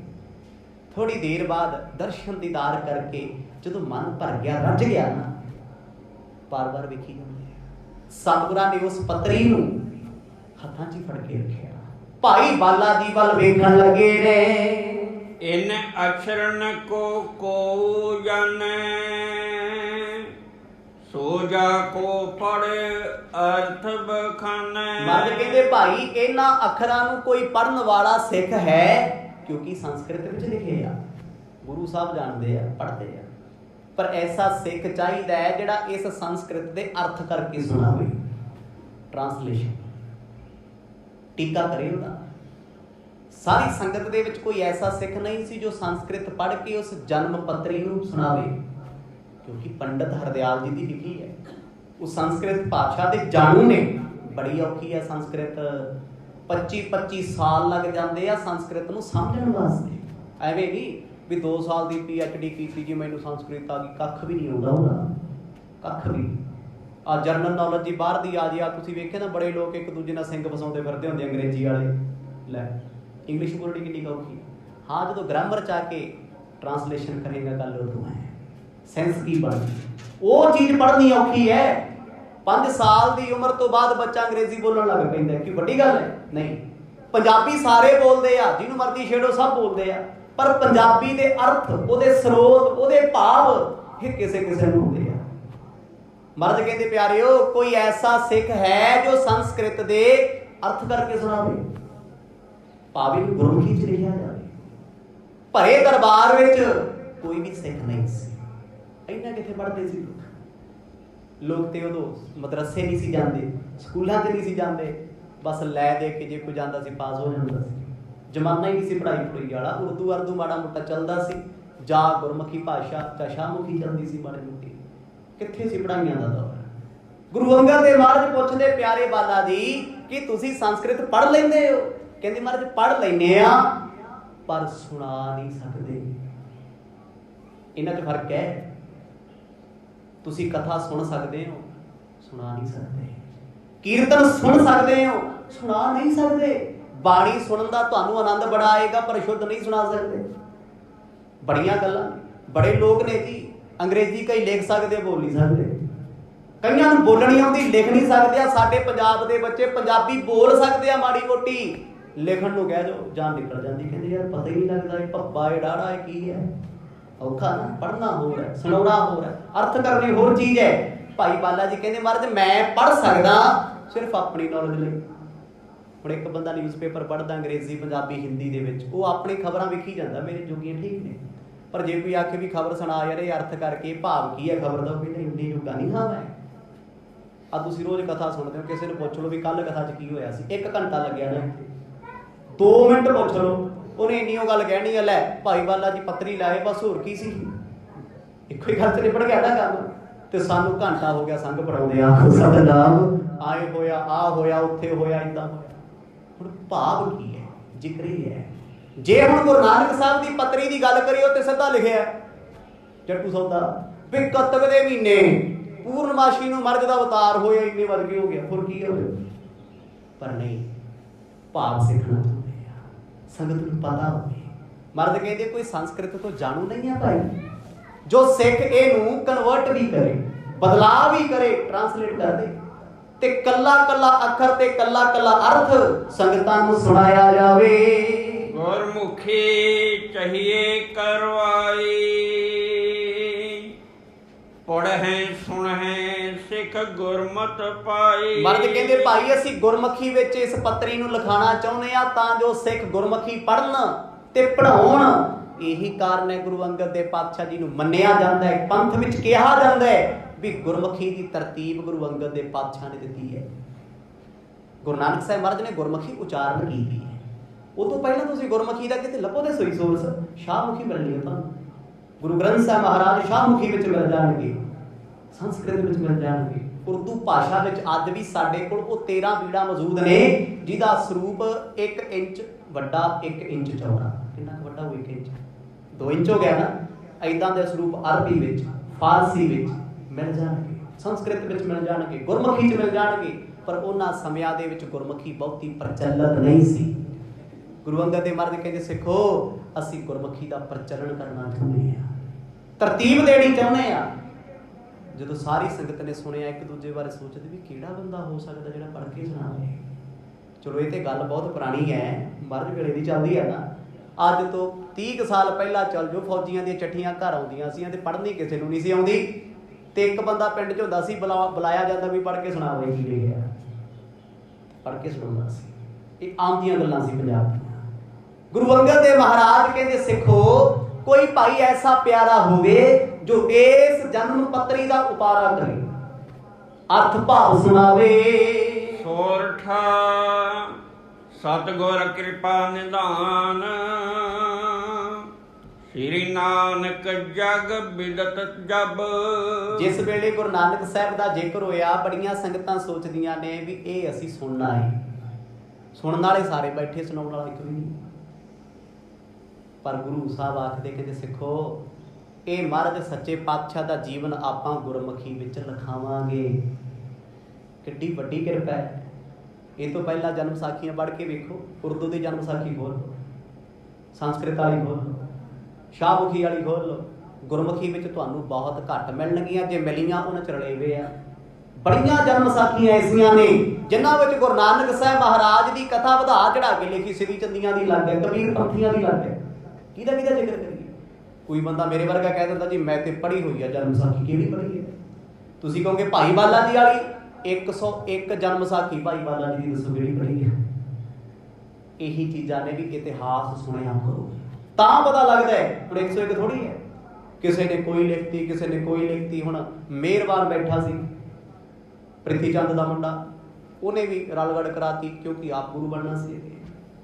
ਫੇਰ ਆ ਹੱਟੀ ਸਿੰਘ ਦੀ ਕਥਾ ਸੁਣੀ ਤੁਸੀਂ ਪਿੱਛੇ, ਉਹਨੇ ਵੀ ਵਾਧੇ ਘਾਟੇ ਕੀਤੇ ਆ। ਬੜਿਆਂ ਨੇ, ਰਾਮ ਰਾਈਆਂ ਨੇ ਲੱਗ ਲਿਖਤੀ, ਹੰਦਾਲੀਆਂ ਨੇ ਲੱਗ ਲਿਖਤੀ, ਜਿਹੜੀਆਂ 22 ਮੰਜੀਆਂ ਚੱਲੀਆਂ ਸੀ, ਕਿਹਦਾ ਕਿਹਦਾ ਜ਼ਿਕਰ ਕਰੀਏ। ਪਰ ਅਸਲ ਦੇ ਵਿੱਚ ਭਾਈ ਬਾਲਾ ਜੀ ਦੀ ਜਿਹੜੀ ਜਨਮ ਸਾਖੀ ਹੈ ਉਹ ਗੁਰਮੁਖੀ ਭਾਵ ਦੇ ਵਿੱਚ ਹੈ, ਜੋ ਗੁਰੂ ਅੰਗਦ ਦੇ ਪਾਤਸ਼ਾਹ ਆਪ ਲਿਖਾਉਂਦੇ ਹਨ। ਸੰਗਤ ਕੀਨ ਮਹਾਨ, ਗਿਆਨੀ ਵਿਦਿਆ ਬਰਨ ਤਬ। ਮਰਦ ਕਹਿੰਦੇ ਇਹ ਵਿਦਿਆ ਦਾ ਪ੍ਰਚਲਨ ਗੁਰੂ ਨਾਨਕ ਸਾਹਿਬ ਨੇ ਕੀਤਾ ਹੈ, ਗੁਰਮੁਖੀ ਵਿੱਚ ਬਾਣੀ ਉਚਾਰਨ ਕੀਤੀ। ਅਸੀਂ ਚਾਹੁੰਦੇ ਹਾਂ ਹਰ ਸਿੱਖ ਪੜ੍ਹੇ। ਪੰਜਾਬੀ ਭਾਸ਼ਾ ਹੋਰ ਆ ਤੇ ਗੁਰਮੁਖੀ ਹੋਰ ਆ, ਇਹ ਵੀ ਧਿਆਨ ਰੱਖਿਓ, ਥੋੜਾ ਬਹੁਤਾ ਫਰਕ ਹੈ। ਤੁਸੀਂ ਕਹੋਗੇ ਆ ਤੇ ਪਹਿਲੀ ਵਾਰ ਸੁਣਿਆ, ਬਿਲਕੁਲ ਜੀ। ਹੁਣ ਜਿਹੜਾ ਬੰਦਾ ਅਖਬਾਰ ਪੜ੍ਹਦਾ ਜੀ ਉਹ ਬਾਣੀ ਥੋੜੀ ਪੜ੍ਹ ਲੂਗਾ। ਵੇਖ ਲਿਓ ਕਦੇ ਅਖਬਾਰ ਪੜ੍ਹ ਕੇ ਕੀ ਲਿਖਿਆ ਹੁੰਦਾ ਤੇ ਬਾਣੀ 'ਚ ਕੀ ਲਿਖਿਆ। ਹੁਣ ਬਾਣੀ ਦੇ ਵਿੱਚ ਇੱਕ ਸੌਖੀ ਜਿਹੀ ਉਦਾਹਰਨ ਦੇ ਦਿਆਂ। ਆਪਾਂ ਆਮ ਕੀ ਪੜ੍ਹਦੇ ਹਾਂ ਸਕੂਲਾਂ 'ਚ, ਜਿਹਨੂੰ ਅੰਗਰੇਜ਼ੀ 'ਚ ETC ਕਹਿੰਦੇ ਆ ਨਾ, ETC, ਪੰਜਾਬੀ 'ਚ ਆਦੀ। ਆੜੇ ਕੰਨਾ ਦੱਦੇ ਸਿਆਰੀ, ਹੁਣ ਤੱਕ ਟੀਚਰ ਸਾਨੂੰ ਇਹੀ ਪੜ੍ਹਾਉਂਦੀਆਂ ਰਹੀਆਂ, ਆਦੀ। ਤੇ ਜਦੋਂ ਬਾਣੀ 'ਚ ਪੜਾਂਗੇ ਆੜੇ ਕੰਨਾ ਦੱਦੇ ਸਿਆਰੀ ਆਦ, ਹਲਕੀ ਜੀ ਲਾ ਆਦੇ ਸੱਚ ਜੁਗਾ ਦੇ ਸੱਚ। ਤੇ ਹੁਣ ਜੇ ਇਹਨਾਂ ਦੇ ਧੱਕੇ ਚੜ ਜੀਏ ਤੇ ਕਹਿਣਗੇ ਆਦੀ ਸੱਚ ਜੁਗਾਦੀ ਸੱਚ, ਪੜਾਉਂਦੇ ਤਾਂ ਨਹੀਂ। ਹੁਣ ਬਾਣੀ ਗੁਰਮੁਖੀ ਦੇ ਵਿੱਚ ਹੈ, ਮੰਮਾ ਨੰਨੇ ਸਿਹਾਰੀ ਮਨ ਹੈ ਤੇ ਮੰਮਾ ਨੰਨਾ ਮਨ ਹੈ, ਮੰਮਾ ਨੰਨੇ ਔਂਕੜ ਮਨ ਹੈ, ਮੱਪੇ ਤੇ ਟਿੱਪੀ ਤੇ ਨੰਨਾ ਮਨ। ਦੱਸੋ ਕੀ ਕਰੋਗੇ? ਇਹਨੂੰ ਕਹਿੰਦੇ ਗੁਰਮੁਖੀ। ਐਸਾ ਸ਼ਿੰਗਾਰ ਹੈ ਗੁਰਮੁਖੀ ਦਾ। ਹੁਣ ਆਤਮ ਸ਼ਬਦ ਬਾਣੀ ਵਿੱਚ ਆਉਂਦਾ ਹੈ, ਜਦ ਤੱਕ ਸਿੱਖਾਂਗੇ ਨਹੀਂ ਕਿੱਥੋਂ ਪਤਾ ਲੱਗੂਗਾ। ਆਤਮ ਜਿਹੜਾ ਹੈ ਸਗਲ ਵਸਦਾ ਹੈ। ਹੁਣ ਜੇ ਮੇਰੇ ਵਰਗੇ ਨੂੰ ਪੁੱਛੋ ਅਰਥ ਕੀ ਕਹਿੰਦਾ ਜੀ, ਆਤਮਾ ਦੀ ਗੱਲ ਮਰਦ ਕਦੇ ਆਤਮਾ ਜਿੱਤੀ ਜਾ ਸਕਦੀ ਹੈ ਜੀ। ਉੱਥੇ ਆੜੇ ਕੰਨਾ ਤੱਤਾ ਮੰਮੇ ਔਂਕੜ ਲੱਗੀ ਹੋਈ ਆ, ਉਹਦਾ ਭਾਵ ਕੀ ਮਨ। ਆਤਮ ਜਿਹੜਾ ਸਗਲ ਵਸਦਾ ਹੈ, ਅਰਥ ਕਿੱਥੇ ਨਿਕਲੇਗਾ? ਮਨ ਜੀਤਾ ਜਗ ਜੀਤਾ। ਕਹਿੰਦੇ ਜਿਹਨੇ ਆਤਮ ਮਨ ਨੂੰ ਜਿੱਤਿਆ। ਹੁਣ ਆੜੇ ਕੰਨਾ ਤੱਤਾ ਮੰਮੇ ਸਾਰੀ ਇਹ ਵੀ ਆਤਮ ਹੈ, ਆੜਾ ਤੱਤਾ ਮੰਮਾ ਇਹ ਵੀ ਆਤਮ ਹੈ। ਕਿਹਦਾ ਕਿਹਦਾ ਜ਼ਿਕਰ ਕਰੀਏ? ਆੜਾ ਤੱਤੇ ਸਿਆਰੀ ਮੰਮੇ ਸਿਆਰੀ ਇਹ ਵੀ ਆਤਮ ਕਹਿੰਦੇ ਕੰਨੇ ਨਾਲ ਲਾ ਕੇ। ਅਰਥ ਬੜੇਗਾ, ਸੰਦਰਭ ਬੜੇਗਾ, ਕਿਉਂਕਿ ਗੁਰਮੁਖੀ ਹੈ। ਗੁਰਮੁਖੀ ਇੱਕ ਐਸਾ ਸ਼ਿੰਗਾਰ ਹੈ। ਅਖਬਾਰ ਪੜ੍ਹੋ, ਆ ਦੁਨਿਆਵੀ ਕੋਈ ਗੱਲਬਾਤ ਸੁਣੋ, ਪੜ੍ਹੋ, ਕਵਿਤਾ ਪੜ੍ਹੋ, ਇੱਕ ਵਾਰ ਪੜ੍ਹੋਗੇ ਕਿ ਯਾਰ ਚੱਕ ਲਾ ਯਾਰ ਮੈਂ ਨਹੀਂ ਪੜ੍ਹਨੀ। ਦੁਨਿਆਵੀ ਗੀਤ ਇੱਕ ਵਾਰ ਸੁਣ ਲਓਗੇ, 2 ਵਾਰ ਸੁਣ ਲਓਗੇ, ਨਹੀਂ ਸੁਣੋਗੇ। ਪਰ ਰਹਿਰਾਸ ਸਾਹਿਬ ਦੱਸੋ ਜੀ ਕਿੰਨੇ ਕਹਿੰਦੇ ਆ ਜੀ, 500 ਸਾਲ ਹੋ ਗਏ ਪੜ੍ਹਦਿਆਂ ਨੂੰ, ਵੀ ਮੇਰਾ ਮਨ ਅੱਕ ਗਿਆ ਜੀ, ਮੈਂ ਤਾਂ ਰਹਿਰਾਸ ਨਵੀਂ ਪੜ੍ਹਨੀ ਚਾਹੁੰਦਾ ਜੀ, ਹੋਰ ਲਿਆਓ। ਹੋਇਆ ਕਦੇ? ਤੁਸੀਂ ਪੰਜਾਬੀ ਪੜ੍ਹੋ, 1 ਦਿਨ ਪੜ੍ਹ ਲਓਗੇ, 2 ਦਿਨ ਪੜ੍ਹ ਲਓਗੇ, ਤੀਜੇ ਦਿਨ ਉਹ ਨਾਵਲ ਚੱਕਣ ਨੂੰ ਜੀ ਨਹੀਂ ਕਰੂਗਾ। ਨਿਤ ਨੇਮ ਕਰਦੇ ਹੋ, ਨਿਤ ਸਹਿਜ ਪਾਠ ਕਰਦੇ ਹੋ, ਕਦੇ ਦਿਲ ਤੇ ਹੱਥ ਰੱਖ ਕੇ ਸੱਚੀ ਦੱਸਿਓ ਕਦੇ ਅੱਕੇ ਬਾਣੀ ਤੋਂ। ਉਹ ਜਦੋਂ ਪੜ੍ਹੀ ਜਾਂਦੇ ਨਵਾਂ ਹੀ ਨਵਾਂ ਆਨੰਦ ਆਈ ਜਾਂਦਾ, ਨਵਾਂ ਚਾਅ ਚੜੀ ਜਾਂਦਾ। ਕੀ ਹੈ ਇਹ? ਗੁਰਮੁਖੀ ਹੈ। ਗੁਰਮੁਖੀ ਅੱਖਰ ਜੋ ਹੈ ਭਾਈ ਸਿੰਘ ਸਿੰਘ ਤੇ ਸਿੱਖੇ ਜਾਈ। ਮਰਦ ਕਹਿੰਦੇ ਭਾਈ ਮੇਰਾ ਪੰਥ ਗੁਰਮੁਖੀ ਪੜ੍ਹੇਗਾ, ਮੇਰੀ ਸੰਗਤ ਗੁਰਮੁਖੀ ਪੜ੍ਹੇਗੀ, ਤੇ ਜਦੋਂ ਗੁਰਮੁਖੀ ਨੂੰ ਪੜ੍ਹੇਗਾ ਨਾ ਉਹ ਸੱਚੀ ਗੁਰਮੁਖ ਹੋ ਜਾਏਗਾ। ਸਤਿਨਾਮ। ਅਖਬਾਰ ਪੜ੍ਹਨ ਵਾਲਾ, ਕਿਤਾਬਾਂ ਲਿਖਣ ਵਾਲਾ ਗੁਰਮੁਖ ਬਣਿਆ? ਆ ਬਾਣੀ ਪੜ੍ਹਨ ਵਾਲਾ ਗੁਰਮੁਖ ਬਣ ਜਾਂਦਾ। ਕਿਉਂ? ਗੁਰਮੁਖੀ ਹੈ। ਗੁਰਮੁਖੀ ਕਿਉਂ ਹੈ? ਸੌਖਾ ਅਰਥ ਸਮਝ ਲਓ, ਅੱਜ ਕਰਮ ਚੰਗੇ ਆ ਤੁਹਾਡੇ ਪਰ ਕਰਮ ਜਲ ਪਿਆ। ਗੁਰੂ ਦੇ ਮੁਖ ਤੋਂ ਜਿਹੜੀ ਨਿਕਲੀ ਹੈ ਨਾ ਉਸ ਭਾਸ਼ਾ ਨੂੰ ਗੁਰਮੁਖੀ ਕਹਿੰਦੇ। ਆਖੋ ਸਤਿਨਾਮ। ਪੰਜਾਬੀ ਭਾਸ਼ਾ ਗੁਰੂ ਦੀ ਰਸਨਾ ਤੋਂ ਨਹੀਂ ਆਈ। ਹਾਂ, ਪੰਜਾਬੀ ਤੇ ਗੁਰਮੁਖੀ ਨੇੜੇ ਤੇੜੇ ਨੇ, ਬਿਲਕੁਲ ਨੇੜੇ ਤੇੜੇ ਨੇ, ਭੈਣਾਂ ਭਰਾਵਾਂ ਦਾ ਰਿਸ਼ਤਾ ਹੈ। ਤੇ ਇਸੇ ਤਰ੍ਹਾਂ ਹਿੰਦੀ ਤੇ ਉਰਦੂ ਸੇਮ ਨੇ। ਪਾਕਿਸਤਾਨ ਵਾਲੇ ਹਿੰਦੀ ਉਰਦੂ ਬੋਲਦੇ ਆ, ਸਾਡੇ ਵਾਲੇ ਹਿੰਦੀ ਬੋਲਦੇ ਆ। ਕੁਝ ਸ਼ਬਦਾਂ ਨੂੰ ਛੱਡ ਕੇ ਹਿੰਦੀ ਤੇ ਉਰਦੂ ਦੇ ਤਰਜਮੇ 'ਚ ਕੋਈ ਫਰਕ ਨਹੀਂ, ਕੋਈ ਫਰਕ ਨਹੀਂ। ਅੰਗਰੇਜ਼ੀ ਲੈ ਲਓ, ਫ੍ਰੈਂਚ ਲੈ ਲਓ, ਲੱਛਣ ਜੇ ਸੇਮ ਨੇ, ਨੇੜੇ ਤੇੜੇ ਹੀ ਹੈਗਾ। ਅੱਜ ਗੁਰੂ ਅੰਗਦ ਦੇ ਪਾਤਸ਼ਾਹ ਕਹਿੰਦੇ ਸਿੱਖੋ ਇਸ ਸੰਗਤ ਤੇ ਗੁਰੂ ਨਾਨਕ ਸਾਹਿਬ ਦੀ ਕਿਰਪਾ ਹੋਈ ਹੈ। ਅੱਜ ਅਸੀਂ ਗੁਰਮੁਖੀ ਦਾ ਆਗਾਜ਼ ਕਰਨਾ ਚਾਹੁੰਦੇ ਹਾਂ। ਦੋਹਰਾ ਮਹਿਮਾ ਖਹਿਰਾ ਜੱਟ ਇੱਕ, ਕਹਿ ਸ੍ਰੀ ਅੰਗਦ ਪਾਸ। ਉੱਥੇ ਇੱਕ ਸਿੱਖ ਖੜਾ ਸੀ ਸਤਿਗੁਰਾਂ ਦੀ ਹਜ਼ੂਰੀ ਵਿੱਚ, ਖਹਿਰਾ ਗੋਤ ਹੈ, ਅੱਜ ਵੀ ਖਡੂਰ ਸਾਹਿਬ। ਕਹਿੰਦੇ ਨਾਂ ਸੀ ਭਾਈ ਮਹਿਮਾ, ਜੱਟਾਂ 'ਚ, ਜ਼ਿਮੀਂਦਾਰਾਂ 'ਚ। ਉਹ ਭੱਜ ਕੇ ਆਇਆ ਮਰਦ ਕੋਲੇ। ਅੱਜ ਵਾਲਾ ਜੱਟਵਾ ਥੋੜੀ ਹੈ ਬਈ ਮੈਂ ਜੱਟਾਂ ਪਰਾਂ ਹੋਇਆ ਓਏ, ਰੇਲ ਦੇ ਇੰਜਣ ਵਾਂਗੂ ਧੂੰਆਂ ਮਾਰਦਾ ਹੁੰਦਾ। ਉਹ ਪੁਰਾਣੇ ਜ਼ਿਮੀਂਦਾਰ ਸੀ ਨਾ ਜਿਹੜੇ, ਨਿਮਰਤਾ ਦੀ ਮੂਰਤ ਸੀ। ਅੱਜ ਵੇਖੋ ਜੱਟਾਂ ਦੇ ਹਾਲ ਕੀ ਨੇ, ਧਰਨਿਆਂ ਤੇ ਬੈਠੇ।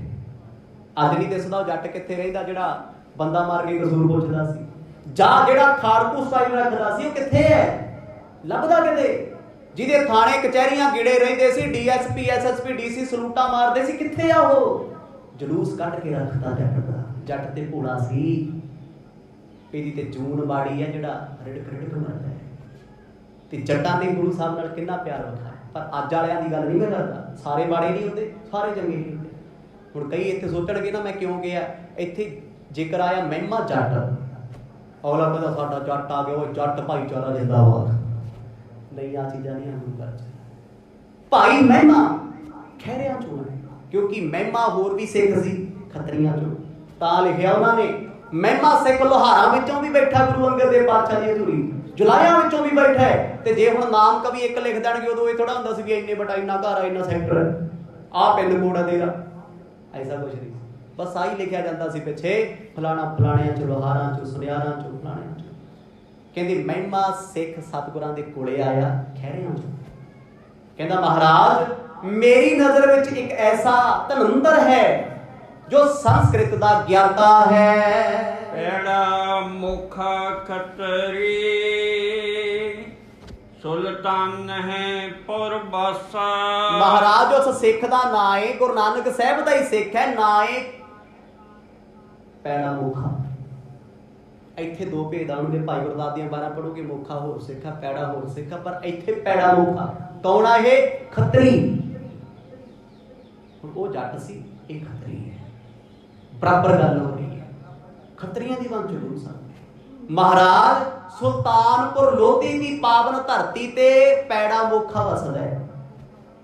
ਸੰਸਕ੍ਰਿਤ ਦਾ ਇੰਨਾ ਗਿਆਤ ਹੈ, ਜਿਵੇਂ ਪੰਡਤ ਹੁੰਦੇ ਆ ਨਾ, ਪੰਡਤ ਕੋਈ ਜਾਤ ਨਹੀਂ ਹੁੰਦੀ, ਪੰਡਤ ਇੱਕ ਡਿਗਰੀ ਹੈ, ਵਿਦਵਾਨ। ਜਿਵੇਂ ਕਿਸੇ ਨੇ PhD ਕੀਤੀ ਹੈ, ਮੰਨ ਲਓ ਕੋਈ ਕਥਾ ਕਰਦਾ ਹੈ, ਵਧੀਆ ਪ੍ਰਚਾਰਕ ਹੈ, ਲੋਕੀ ਗਿਆਨੀ ਜੀ ਕਹਿੰਦੇ ਆ। ਗਿਆਨੀ ਕੀ ਹੈ ਪਤਾ ਕਰ ਲਓ, ਕਾਲਜ ਯੂਨੀਵਰਸਿਟੀ ਜਾ ਕੇ ਗਿਆਨੀ ਡਿਗਰੀ ਹੈ। ਇਹ ਤੇ ਅੱਜ ਦੀ ਹੈ। ਪੁਰਾਣੇ ਸਮੇਂ ਦੇ ਵਿੱਚ ਪੰਡਤ ਸਭ ਤੋਂ ਵੱਡਾ ਤਖੱਲਸ ਸੀ। ਅੱਜ ਵੀ ਸਿੱਖਾਂ ਦੀਆਂ ਕਿਤਾਬਾਂ ਤੇ ਲਿਖਿਆ ਮਿਲੂਗਾ ਪੰਡਤ ਗੁਲਾਬ ਸਿੰਘ, ਪੰਡਤ ਫਲਾਣਾ ਸਿੰਘ। ਕੀ ਉਹ ਧੋਤੀਆਂ ਲਾਉਂਦੇ ਸੀ? ਨਹੀਂ, ਵਿਦਵਾਨ, ਸੰਸਕ੍ਰਿਤ ਦੇ ਗਿਆਤੇ, ਵਿਚਾਰਵਾਨ, ਵਿਦਿਆਵਾਨ। ਕਹਿੰਦੇ ਮਹਾਰਾਜ ਪੈੜਾ ਮੋਖਾ ਇੱਕ ਧਨੰਤਰ ਹੈ ਇਸ ਵਿਦਿਆ ਦੇ ਵਿੱਚ। ਉਹ ਬੜੇ ਤਰੀਕੇ ਦੇ ਨਾਲ ਸੰਸਕ੍ਰਿਤ ਨੂੰ ਪੜ੍ਹ ਕੇ ਅਰਥਾਂ ਵਿੱਚ ਬਦਲ ਸਕਦਾ ਹੈ। ਮਰਦ ਕਹਿੰਦੇ ਫਿਰ ਸਿੱਖਾ ਤੂੰ ਜਾਣਦਾ ਹੈ, ਤੈਨੂੰ ਪਤਾ ਹੈ, ਜਾ ਸੁਲਤਾਨਪੁਰ ਦੀ ਪਾਵਨ ਧਰਤੀ ਤੇ ਉਸ ਪਿਆਰੇ ਸਿੱਖ ਨੂੰ ਅਦਬ ਨਾਲ ਲੈ ਕੇ ਆਵੋ। ਚੋਪਈ ਅਕਸ਼ਰ ਜਾਣਤ ਹੈ ਵਹਿ ਦੋ, ਪੜ੍ਹ ਲਿਖ ਹੈ ਬੁਲਵਾਈਏ ਸੋ। ਪਰ ਸਤਿਗੁਰੂ ਜੀ ਉਹ ਸਿੱਖ ਦੋਨੇ ਭਾਸ਼ਾ ਜਾਣਦਾ ਹੈ, ਗੁਰਮੁਖੀ ਤੇ ਸੰਸਕ੍ਰਿਤ। ਕਨਵਰਸੇਸ਼ਨ ਕਰ ਸਕਦਾ ਬੜੀ ਵਧੀਆ, ਕਨਵਰਟ ਵੀ ਕਰ ਸਕਦਾ ਹੈ, ਟ੍ਰਾਂਸਲੇਸ਼ਨ ਵੀ ਕਰ ਸਕਦਾ ਹੈ, ਵਿਦਿਆ ਦਾ ਭਾਵ ਜਾਣਦਾ ਹੈ। ਉਰਦੂ ਵਿੱਚੋਂ ਲਪਾਉਣਾ ਹੈ, ਹਿੰਦੀ ਵਿੱਚੋਂ ਲਪਾਉਣਾ ਹੈ, ਸੰਸਕ੍ਰਿਤ ਉਹ ਜਾਣਦਾ ਹੈ। ਜਿੰਨੀਆਂ ਭਾਸ਼ਾਵਾਂ ਨੇ ਮਰਦ ਨੂੰ ਬੜੀਆਂ ਆਉਂਦੀਆਂ। ਸੋ ਸਮਾਂ ਸਮਾਪਤ ਹੋ ਗਿਆ ਜੀ, ਕਿਉਂਕਿ ਅੱਜ ਸੰਗਰਾਮ ਦਾ ਪਾਵਨ ਤਿਉਹਾਰ ਹੈ। ਜਿਵੇਂ ਜਿਵੇਂ ਸਤਿਗੁਰ ਕਿਰਪਾ ਕਰਨਗੇ ਇਸ ਕਥਾ ਦਾ ਆਨੰਦ ਮਾਣਾਂਗੇ, ਕਿਉਂਕਿ ਇਹ ਤੇ ਇੰਨਾ ਆਨੰਦ ਹੈ ਨਾ, ਸੱਚ ਪੁੱਛੋ 1 ਘੰਟਾ ਬੋਲਦੇ ਆ ਪਤਾ ਨਹੀਂ ਲੱਗਦਾ। ਮਹਾਰਾਜ ਕਿਰਪਾ ਕਰਨ ਇਹ ਆਨੰਦ ਕੀਤਾ ਹੀ ਰਵੇ। ਆਪ ਦੀ ਵੀ ਇਸੇ ਤਰ੍ਹਾਂ ਆਨੰਦ ਮਾਣਦੇ ਰਹੋ। ਸਮਝੋ ਇਹ ਤੇ ਕੁੰਭ ਲੱਗਿਆ, ਇਸ ਕੁੰਭ 'ਚ ਜਿੰਨੀਆਂ ਚੁੱਭੀਆਂ ਲਾ ਲਾਂਗੇ ਉਹਨਾਂ ਜਨਮ ਸਫਲਾ, ਓਨੀ ਪ੍ਰੀਤ ਗੁਰੂ ਨਾਨਕ ਦੇ ਚਰਨਾਂ ਨਾਲ ਬਣੂਗੀ, ਜਿੰਨਾ ਕਹਿਰਾ ਹੋ ਕੇ ਸੁਣਾਂਗੇ। ਗੱਲ ਕਥਾ ਦੀ ਨਹੀਂ ਹੈ, ਕਥਾ ਇੰਟਰਨੈਟ ਤੇ ਬੜੀ ਪਈ ਹੈ, TV ਤੇ ਸਵੇਰ ਸ਼ਾਮ ਆਉਂਦੀ ਹੈ, ਪਰ ਕਥਾ ਉਹੀ ਜੀਵਨ ਸਵਾਰ ਸਕਦੀ, ਕੀਰਤਨ ਉਹੀ ਜੀਵਨ ਸਵਾਰੇਗਾ ਜੋ ਗੁਰੂ ਦੀ ਹਾਜ਼ਰੀ ਵਿੱਚ ਸੰਗਤ ਵਿੱਚ ਬਹਿ ਕੇ ਗੁਰੂ ਘਰ ਕਦਮ ਕਦਮ ਚੱਲ ਕੇ ਸੁਣੋਗੇ ਨਾ, ਅਸਰ ਉਸੇ ਦਾ ਹੋਣਾ। ਬੜੇ ਲੋਕ YouTube ਤੇ ਕਥਾ ਸੁਣਦੇ ਆ, ਜਾ ਕੇ ਜੀਵਨ ਦਾ ਹਾਲ ਵੇਖੋ, ਡਾਂਗਾ ਸੋਟੀ ਹੋਏ ਫਿਰਦੇ ਆ। ਮੈਂ ਫਲਾਣੇ ਨੂੰ ਸੁਣਦਾ ਯਾਰ, ਉਹ ਇਦਾਂ ਕਹਿੰਦਾ, ਤੂੰ ਇਦਾਂ ਕਿਵੇਂ ਸੁਣਾ? ਪਰ ਜਦੋਂ ਸਤ ਸੰਗਤ ਕਰੋਗੇ ਨਾ, ਗੁਰੂ ਘਰ ਬੈਠੋਗੇ, ਇਹਦਾ ਜਿਹੜਾ ਆਨੰਦ ਹੈ ਨਾ ਇੰਟਰਨੈਟ ਤੇ ਮਿਲਣਾ ਨਾ TV ਤੇ ਮਿਲਣਾ, ਕਿਉਂਕਿ ਗੁਰੂ ਦੀ ਹਾਜ਼ਰੀ ਹੈ। ਸਤਿਗੁਰ ਆਪ ਹਾਜ਼ਰ ਨੇ, ਗੁਰੂ ਗ੍ਰੰਥ ਸਾਹਿਬ ਮਹਾਰਾਜ ਆਪ ਸੁਭਾਏਮਾਨ ਨੇ। ਇਸ ਕਰਕੇ ਕੋਸ਼ਿਸ਼ ਕਰਿਆ ਕਰੋ ਵੱਧ ਤੋਂ ਵੱਧ ਸਮਾਂ ਨਿਕਲੇ, ਛੁੱਟੀ ਨਾ ਕੋਈ ਹੋਵੇ, ਨਾਗਾ ਨਾ ਕੋਈ ਹੋਵੇ, ਕਿਉਂਕਿ ਇੱਕ ਦਿਨ ਦੀ ਛੁੱਟੀ ਹੋ ਜੇ ਤੇ ਦੂਜੇ ਤੀਜੇ ਦਿਨ ਉਹ ਰਸ ਨਹੀਂ ਬਣਦਾ, ਕਿਉਂਕਿ ਸਕਿਪ ਹੋ ਜਾਂਦਾ ਹੈ। ਇਸ ਕਰਕੇ ਵੱਧ ਤੋਂ ਵੱਧ ਜੁੜ ਕੇ ਆਨੰਦ ਮਾਣਿਆ ਕਰੋ। ਸਵੱਜ ਸੰਗਰਾਮ ਦਾ ਦਿਹਾੜਾ ਹੈ। ਗੁਰੂ ਅਰਜਨ ਦੇਵ ਪਾਤਸ਼ਾਹ ਇਸ ਮਹੀਨੇ ਦਾ ਉਪਦੇਸ਼ ਬਖਸ਼ ਰਹੇ ਆ, ਫਲਾਦੇਸ਼। ਆਓ ਇੱਕ ਇੱਕ ਪੰਕਤੀ ਦੁਆਰਾ ਸਤਿਗੁਰ ਸਾਨੂੰ ਕੀ ਉਪਦੇਸ਼ ਬਖਸ਼ਦੇ ਆ, ਆਪਾਂ ਇਹ ਆਨੰਦ ਮਾਣੀਏ। ਮੰਗਰ ਮਾਹੇ ਸੁਹੰਦੀਆਂ ਹਰ ਪਿੜ ਸੰਗ ਬੈਠੜੀਆਂ। ਸ਼ਹੀਦਾਂ ਦੇ ਸਰਤਾਜ ਗੁਰੂ ਅਰਜਨ ਦੇਵ ਮਹਾਰਾਜ ਮੱਘਰ ਦੇ ਮਹੀਨੇ ਦਾ ਜ਼ਿਕਰ ਕਰਦੇ ਆ। ਹੁਣ ਆਮ ਪੰਜਾਬੀ ਭਾਸ਼ਾ ਵਿੱਚ ਬੋਲਦੇ ਮੱਘਰ, ਤੇ ਮੱਘਰ ਵਾਲੇ ਮਹੀਨੇ ਜੰਮਿਆ ਤੇ ਮੱਘਰ ਸਿੰਘ ਹੁੰਦੇ ਆ। ਇਹ ਮਹੀਨਿਆਂ ਦੇ ਨਾਂ ਤੇ ਲੋਕ ਬੜੇ ਨਾਂ ਰੱਖਦੇ ਸੀ ਪੁਰਾਣੇ ਸਮੇਂ 'ਚ, ਪਰ ਇੱਥੇ ਤੁਹਾਨੂੰ ਮੱਘਰ ਸ਼ਬਦ ਨਹੀਂ ਮਿਲਣਾ। ਮੰਘਿਰ ਪੜ੍ਹ ਲਓ ਬਾਣੀ, ਗੁਰਮੁਖੀ ਹੈ। ਮੰਘਿਰ ਮਾਹੇ ਸੁਹੰਦੀਆਂ, ਇਹ ਅੰਤਰੀਵ ਅਰਥ ਕਰਦੇ ਆ ਸਤਿਗੁਰ ਸੱਚੇ ਪਾਤਸ਼ਾਹ। ਬਾਣੀ ਦੇ ਅਰਥ ਬੜੇ ਗਹਿਰੇ ਹੁੰਦੇ ਆ। ਕਹਿੰਦੇ ਮੱਘਰ ਦਾ ਮਹੀਨਾ, ਮਾਹੇ ਵਿੱਚ ਸੁਹੰਦੀਆਂ ਸ਼ੋਭਨੀਕ ਨੇ, ਹਰ ਪਿਰ ਸੰਗ ਬੈਠੜੀਆ। ਪਿਰ ਨਾਮ ਪਤੀ ਪਰਮਾਤਮਾ ਦਾ ਹੈ ਜੋ ਆਤਮਾ ਰੂਪ ਹੈ। ਕਹਿੰਦੇ ਜਿਹੜੀਆਂ ਸਖੀਆਂ, ਜਿਹੜੀਆਂ ਸਹੇਲੀਆਂ, ਜਿਨ੍ਹਾਂ ਸਿੱਖਾਂ ਨੇ ਆਪਣਾ ਮਨ ਪਤਨੀ ਰੂਪ ਦੇ ਵਿੱਚ ਗੁਰੂ ਅੱਗੇ ਪੇਸ਼ ਕੀਤਾ ਨਾ, ਵੀ ਸਤਿਗੁਰ ਮੇਰਾ ਤੂੰ ਆ, ਮੇਰਾ ਤੇਰੇ ਬਿਨਾਂ ਕੋਈ ਨਹੀਂ। ਕਹਿੰਦੇ ਉਹ ਜਦੋਂ ਗੁਰੂ ਦੀ ਹਜ਼ੂਰੀ ਵਿੱਚ ਬੈਠੀਆਂ, ਸਤਿਗੁਰ ਦੀ ਗੋਦ ਵਿੱਚ ਬੈਠੀਆਂ, ਉਹ ਸ਼ੋਭਾ ਦਿੰਦੀਆਂ ਨੇ। ਰੱਬ ਦੇ ਪਿਆਰੇ ਕਿੱਥੇ ਸ਼ੋਭਦੇ ਆ ਜੀ? ਰੱਬ ਦੀ ਹਜ਼ੂਰੀ 'ਚ। ਸ਼ਰਾਬੀ ਕਿੱਥੇ ਸ਼ੋਭਾ ਪਾਉਂਦਾ? ਠੇਕੇ ਤੇ। ਤਮਾਸ਼ਗੀਰ ਕਿੱਥੇ ਸ਼ੋਭਾ ਪਾਊ? ਜਿੱਥੇ ਤਮਾਸ਼ਾ ਹੁੰਦਾ। ਚੁਗਲਖੋਰ ਕਿੱਥੇ ਬੈਠੂ? ਸਾਥ 'ਚ। ਤੇ ਸਤ ਸੰਗਤੀਆ ਉੱਥੇ ਸ਼ੋਭੇਗਾ ਜਿੱਥੇ ਗੁਰੂ ਦੀ ਸੰਗਤ ਸ਼ੋਭਾ ਦਿੰਦੀ ਹੋਵੇ। ਮੰਗਰ ਮਾਹੇ ਸੁਹੰਦੀਆਂ ਹਰ ਪਿਰ ਸੰਗ ਬੈਠੜੀਆਂ। ਕਹਿੰਦੇ ਉਹ ਪਤਨੀਆਂ ਸ਼ੋਭਾ ਵਾਲੀਆਂ ਨੇ, ਸੋਹਣੀਆਂ ਲੱਗਦੀਆਂ ਨੇ, ਜਿਹੜੇ ਮਨ ਕਰਕੇ ਆਪਣੇ ਗੁਰੂ ਪਤੀ ਦੇ ਚਰਨਾਂ ਵਿੱਚ ਨਿਤ ਬੈਠਦੀਆਂ, ਜਿਹੜੇ ਅਕਾਲ ਪੁਰਖ ਦੀ ਯਾਦ 'ਚ ਜੁੜੀਆਂ ਨੇ, ਉਹ ਸ਼ੋਭਾ ਪਾਉਂਦੀਆਂ ਹਨ। ਇਨ ਕੀ ਸੋਭਾ ਕਿਆ ਗਣੀ, ਗੇ ਸਾਹਿਬ ਮਿਲੜੀਆਂ। ਹੁਣ ਕੱਲਾ ਕੋਲ ਬੈਠਣ ਦਾ ਜ਼ਿਕਰ ਨਹੀਂ ਹੈ। ਮਹਾਰਾਜ ਕਹਿੰਦੇ ਤਿੰਨ ਕੀ ਸੋਭਾ ਕਿਆ ਗਣੀ। ਓਏ ਉਹਨਾਂ ਦੀ ਸ਼ੋਭਾ, ਉਹਨਾਂ ਦੀ ਮਹਿਮਾ, ਉਹਨਾਂ ਦੀ ਤਾਰੀਫ ਮੈਂ ਅੱਖਰਾਂ ਵਿੱਚ ਕਿਵੇਂ ਗਣਾ, ਕਿਵੇਂ ਗਿਣਤੀ ਕਰਾਂ? ਜੋ ਸਾਹਿਬ ਮਿਲੜੀਆਂ, ਜਿਨ੍ਹਾਂ ਨੂੰ ਸਾਹਿਬ ਪਤੀ ਨੇ ਮਿਲਾ ਕੇ ਆਪਣੇ ਕੋਲ ਬਿਠਾ ਲਏ। ਹੁਣ ਦੁਨਿਆਵੀ ਤੌਰ ਤੇ ਪਤੀ ਪਤਨੀ ਨੂੰ ਪਸੰਦ ਨਹੀਂ ਕਰਦਾ, ਪਤਨੀ ਨਾਲ ਬੈਠੀ ਹੈ, ਕਿੰਨੀ ਕੁ ਜੋੜੀ ਸ਼ੋਭਾ ਦਿੰਦੀ ਹੈ, ਕਿੰਨਾ ਕੁ ਚੰਗਾ ਲੱਗਦਾ ਹੈ। ਫੇਸ ਤੋਂ ਪਤਾ ਲੱਗਦਾ ਵੀ ਮਨ ਮੁਕਾਬ ਬੜੇ ਆ। ਪਰ ਪਤੀ ਪ੍ਰੇਮ ਨਾਲ ਇੰਨਾ ਸਤਿਕਾਰ ਕਰੇ, ਉਹ ਪਤਨੀ ਨੂੰ ਰੱਬ ਰੂਪ ਸਮਝ ਕੇ ਪੈਰੀ ਮੱਥਾ ਟੇਕੇ ਰੋਜ਼, ਤੇ ਫਿਰ ਉਹ ਪਿਆਰ ਦਿਸੂਗਾ ਨਾ, ਅਲੱਗ ਲੱਗੇਗਾ ਨਾ। ਕਹਿੰਦੇ ਇਸੇ ਤਰ੍ਹਾਂ ਭਾਈ ਜਿਨ੍ਹਾਂ ਨੂੰ ਸਾਹਿਬ ਮਾਲਕ ਪਰਮਾਤਮਾ ਨੇ ਆਪਣੀ ਸੰਗਤ ਵਿੱਚ ਬਿਠਾਇਆ ਨਾ, ਉਹ ਸੰਗਤ ਵਿੱਚ ਬੈਠਣ ਵਾਲਿਆਂ ਦੀ ਸ਼ੋਭਾ ਮਹਿਮਾ ਕਹੀ ਨਹੀਂ ਜਾ ਸਕਦੀ। ਆਖੋ ਸਤਿਨਾਮ। ਕਿਉਂ? ਬਿਨ ਭਾਗਾ ਸਤ ਸੰਗ ਨਾ ਲੱਭੈ, ਬਿਨ ਸੰਗਤ ਮੈਲ ਪ੍ਰੀਜੈ ਜੀਓ। ਕਹਿੰਦੇ ਬਿਨਾਂ ਭਾਗਾਂ ਤੋਂ ਸੰਗਤ ਨਹੀਂ ਮਿਲਦੀ ਗੁਰੂ ਦੀ, ਬਿਨਾਂ ਭਾਗਾਂ ਤੋਂ ਸੰਗਤ ਪ੍ਰਾਪਤ ਨਹੀਂ ਹੋ ਸਕਦੀ। ਪਰ ਜਿਸ ਸੰਗਤ ਵਿੱਚ ਗੁਰੂ ਨੇ ਤੁਹਾਨੂੰ ਆਪ ਬੁਲਾ ਲਿਆ ਤੇ ਕਿੱਡੇ ਭਾਗਾਂ ਵਾਲੇ ਹੋਣਗੇ। ਇੱਕ ਤੇ ਮੇਰੇ ਵਰਗਾ ਮਨਮਤੀਆ, ਜੀ ਕੀਤਾ ਗੁਰਦੁਆਰੇ ਆ ਗਿਆ, ਨਹੀਂ ਜੀ ਕੀਤਾ ਨਾ ਸਹੀ, ਕਿਸੇ ਨੇ ਡਰਾਤਾ ਨਹੀਂ ਹੋਣਾ। ਤੇ ਇੱਕ ਉਹ ਹੈ ਜਿੱਥੇ ਮਰਜ਼ੀ ਤੁਰਿਆ ਫਿਰਦਾ ਬੇਚੈਨ, ਉਹਨੂੰ ਖਿੱਚ ਪੈਂਦੀ, ਗੁਰੂ ਬੁਲਾਉਂਦੇ ਆ। ਕਹਿੰਦੀ ਜਿਹਨੂੰ ਸਤਿਗੁਰ ਨੇ ਬੁਲਾਇਆ, ਕੋਲ ਬਿਠਾਇਆ, ਬਾਣੀ ਕਹਿੰਦੀ ਕੀ ਸ਼ੋਭਾ ਗਣੀ ਉਹਨਾਂ ਦੀ, ਕੀ ਮਹਿਮਾ ਕਰੀਏ, ਉਹ ਪੂਜਣ ਯੋਗ ਹਨ। ਤਨ ਮਨ ਮੋਲਿਆ ਰਾਮ ਸਿਉ, ਸੰਗ ਸਾਧ ਸਹੇਲੀਆਂ। ਕੀ ਫਾਇਦਾ ਹੋਇਆ ਸੰਗਤ ਵਿੱਚ ਬੈਠਣ ਦਾ, ਗੁਰੂ ਕੋਲ, ਪਰਮਾਤਮਾ ਪਤੀ ਕੋਲ ਬੈਠਣ ਦਾ? ਕਹਿੰਦੇ ਤਨ ਮਨ ਮੌਲਿਆ ਰਾਮ ਸਿਉ, ਸੰਗ ਸਾਧ ਸਹੇਲੀਆਂ। ਪਹਿਲਾ ਜ਼ਿਕਰ ਰਾਮ ਆਇਆ, ਰਾਮ ਦਾ ਅਰਥ ਹੈ ਰੱਬ। ਕਹਿੰਦੇ ਮਨ ਅਤੇ ਤਨ ਰੱਬ ਦੇ ਰੰਗਾਂ ਦੇ ਵਿੱਚ, ਮੌਲੀ ਧਰਤੀ ਮੌਲਿਆ ਆਕਾਸ਼ ਹੋਇਆ ਪਿਆ, ਪਰਵਾਹ ਨਹੀਂ, ਆਨੰਦ ਹੀ ਆਨੰਦ, ਰਸ ਹੀ ਰਸ ਹੈ। ਕਹਿੰਦੇ ਸਾਧ ਸਹੇਲੀਆਂ। ਸਾਧ ਕੌਣ ਹੈ? ਗੁਰੂ ਰੂਪ ਸਾਧ, ਜਿਹਨੇ ਮਨ ਸਾਧਣਾ ਸਿਖਾਇਆ ਨਾ। ਕਹਿੰਦੇ ਉਸ ਗੁਰੂ ਦੀ ਸਹੇਲੜੀਆਂ ਸੰਗਤ ਸਿੱਖ। ਕਹਿੰਦੇ ਜਦੋਂ ਗੁਰੂ ਰੂਪ ਸਾਧ ਦੇ ਕੋਲ ਸੰਗਤ ਰੂਪ ਸਖੀਆਂ ਬੈਠੀਆਂ ਨਾ, ਕਹਿੰਦੇ ਇਹ ਸਖੀਆਂ, ਇਹ ਸੰਗਤ ਰਾਮ ਰੱਬ ਦੇ ਰੰਗਾਂ ਵਿੱਚ ਮੌਲ ਜਾਂਦੀਆਂ ਨੇ। ਅੱਜ ਵੀ ਗੁਰੂ ਗ੍ਰੰਥ ਸਾਹਿਬ ਦੀ ਹਜ਼ੂਰੀ ਵਿੱਚ ਬਹਿ ਕੇ ਕਿਹਦੀ ਸਿਫਤ ਕਰਦੇ? ਰਮੇ ਹੋਏ ਪਰਮਾਤਮਾ ਦੀ। ਆਖੋ ਸਤਿਨਾਮ। ਉਹਦੇ ਕੋਲ ਗਾਏ ਜਾਂਦੇ ਆ। ਕਹਿੰਦੇ ਗੁਰੂ ਰੂਪ ਸਾਧੂ ਸੰਤ ਮਹਾਂਪੁਰਖ ਅੰਦਰ ਜੋੜ ਦਿੰਦੇ ਨੇ। ਕਹਿੰਦੇ ਉਹ ਸਹੇਲੀਆਂ ਕਦੇ ਮਾਰ ਨਹੀਂ ਖਾਣੀਆਂ, ਉਹ ਸਪਨਾ ਪਤੀ ਪਰਮਾਤਮਾ ਦੇ ਪਿਆਰ ਵਿੱਚ ਜੱਤੋਂ ਪੈਰ ਭਿੱਜੀਆਂ ਰਹਿੰਦੀਆਂ ਨੇ। ਸਾਧ ਜਨਾਂ ਤੇ ਬਾਹਰੇ ਸੇ ਰਹਿਣ ਅਕੇਲੜੀਆਂ। ਭਾਈ ਜਿਹੜੇ ਗੁਰੂ ਸਤਿਗੁਰ ਸਾਧੂ ਦੀ ਸੰਗਤ ਤੋਂ ਬਾਹਰ ਰਹਿੰਦੇ ਨੇ ਨਾ ਮਨਮੁਖ ਲੋਕ, ਭਾਵੇਂ ਉਹ ਧਰਮ ਨੂੰ ਮੰਨਦੇ ਜ਼ਰੂਰ ਨੇ, ਕਹਿੰਦੇ ਸੇ ਰਹਿਣ ਅਕੇਲੜੀਆਂ। ਮਹਾਰਾਜ ਕਹਿੰਦੇ ਉਹ ਇਕੱਲੇ ਹੀ ਰਹਿੰਦੇ ਆ, ਉਹ ਗੁਰਦੁਆਰੇ ਬੈਠੇ ਵੀ ਇਕੱਲੇ ਹੀ ਹੁੰਦੇ ਨੇ। ਆਖੋ ਸਤਿਨਾਮ। ਸਰੀਰ ਕਰਕੇ ਨਹੀਂ, ਸਰੀਰ ਕਰਕੇ ਤੇ ਵੀ ਬੈਠੇ ਹੋਵਾਂਗੇ, ਮਨ ਕਰਕੇ।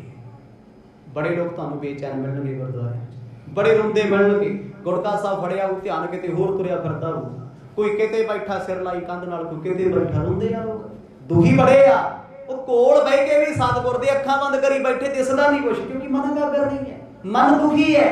ਜਿਹਤੇ ਗੁਰੂ ਦੀ ਕਿਰਪਾ ਹੈ ਉਹ ਆਇਆ 4 ਵਜੇ, ਵੱਜ ਗਏ 8, ਕਹਿੰਦਾ ਪਤਾ ਹੀ ਨਹੀਂ ਲੱਗਿਆ। ਰਾਸੀ ਬੜਾ ਆਇਆ, ਕਿਉਂ? ਕਿਉਂਕਿ ਸਤਿਗੁਰ ਦੇ ਪਾਸ ਨੇ ਗੁਰੂ ਸੰਗਤ, ਗੁਰੂ ਸੰਤ, ਗੁਰੂ ਸਾਧੂ ਜਦ ਮਿਲੇ ਆ ਸੰਗਤ ਦੇ ਵਿੱਚ, ਕਹਿੰਦੇ ਪਾਸ ਹੋਣ ਕਰਕੇ ਹੁਣ ਪਤੀ ਪਿਆਰਾ ਪਰਮੇਸ਼ਰ ਕੋਲੇ ਆ ਤੇ ਦੁਨੀਆ ਸੁਝੂਗੀ, ਯਾਦ ਆਊਗੀ ਦੁਨੀਆ? ਨਹੀਂ, ਕਿਉਂਕਿ ਉਸ ਸੱਜਣ ਦੇ ਰੰਗਾਂ ਦੇ ਵਿੱਚ ਆਪਾ ਭਿਜਿਆ ਹੋਇਆ ਏ।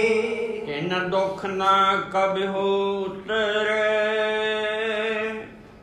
ਸੋ ਜਮ ਕੇ ਵਸ ਪੜੀਆਂ। ਹੁਣ ਜਿਨ੍ਹਾਂ ਨੇ ਧਰਮ ਦਾ ਕੱਲਾ ਪਖੰਡ ਕਮਾਇਆ, ਧਰਮ ਨਹੀਂ ਕਮਾਇਆ, ਮਰਦ ਕਹਿੰਦੇ ਕੱਲੀਆਂ ਰਹਿੰਦੀਆਂ ਨੇ ਨਾ ਜੀਵ ਰੂਪ ਇਸਤਰੀਆਂ। ਸਤਿਗੁਰ ਕਹਿੰਦੇ ਤਿੰਨ ਦੁੱਖ ਨਾ ਕਬਹੁ ਉਤਰੈ ਸੇ ਜਮ ਕੇ ਵਸ ਪੜੀਆਂ। ਕਹਿੰਦੇ ਜੀਵਨ ਚ ਦੁੱਖ ਜਾਂਦਾ ਹੀ ਕਦੇ ਨਹੀਂ।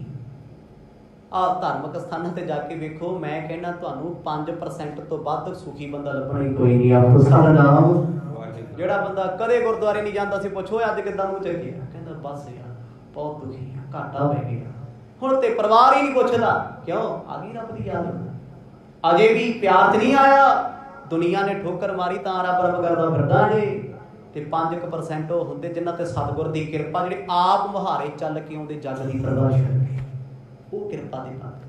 ਮਹਾਰਾਜ ਕਹਿੰਦੇ ਜਿਹੜੇ ਆਏ ਜ਼ਰੂਰ, ਬੈਠੇ ਜ਼ਰੂਰ, ਅੰਦਰੋਂ ਨਹੀਂ ਜੁੜੇ।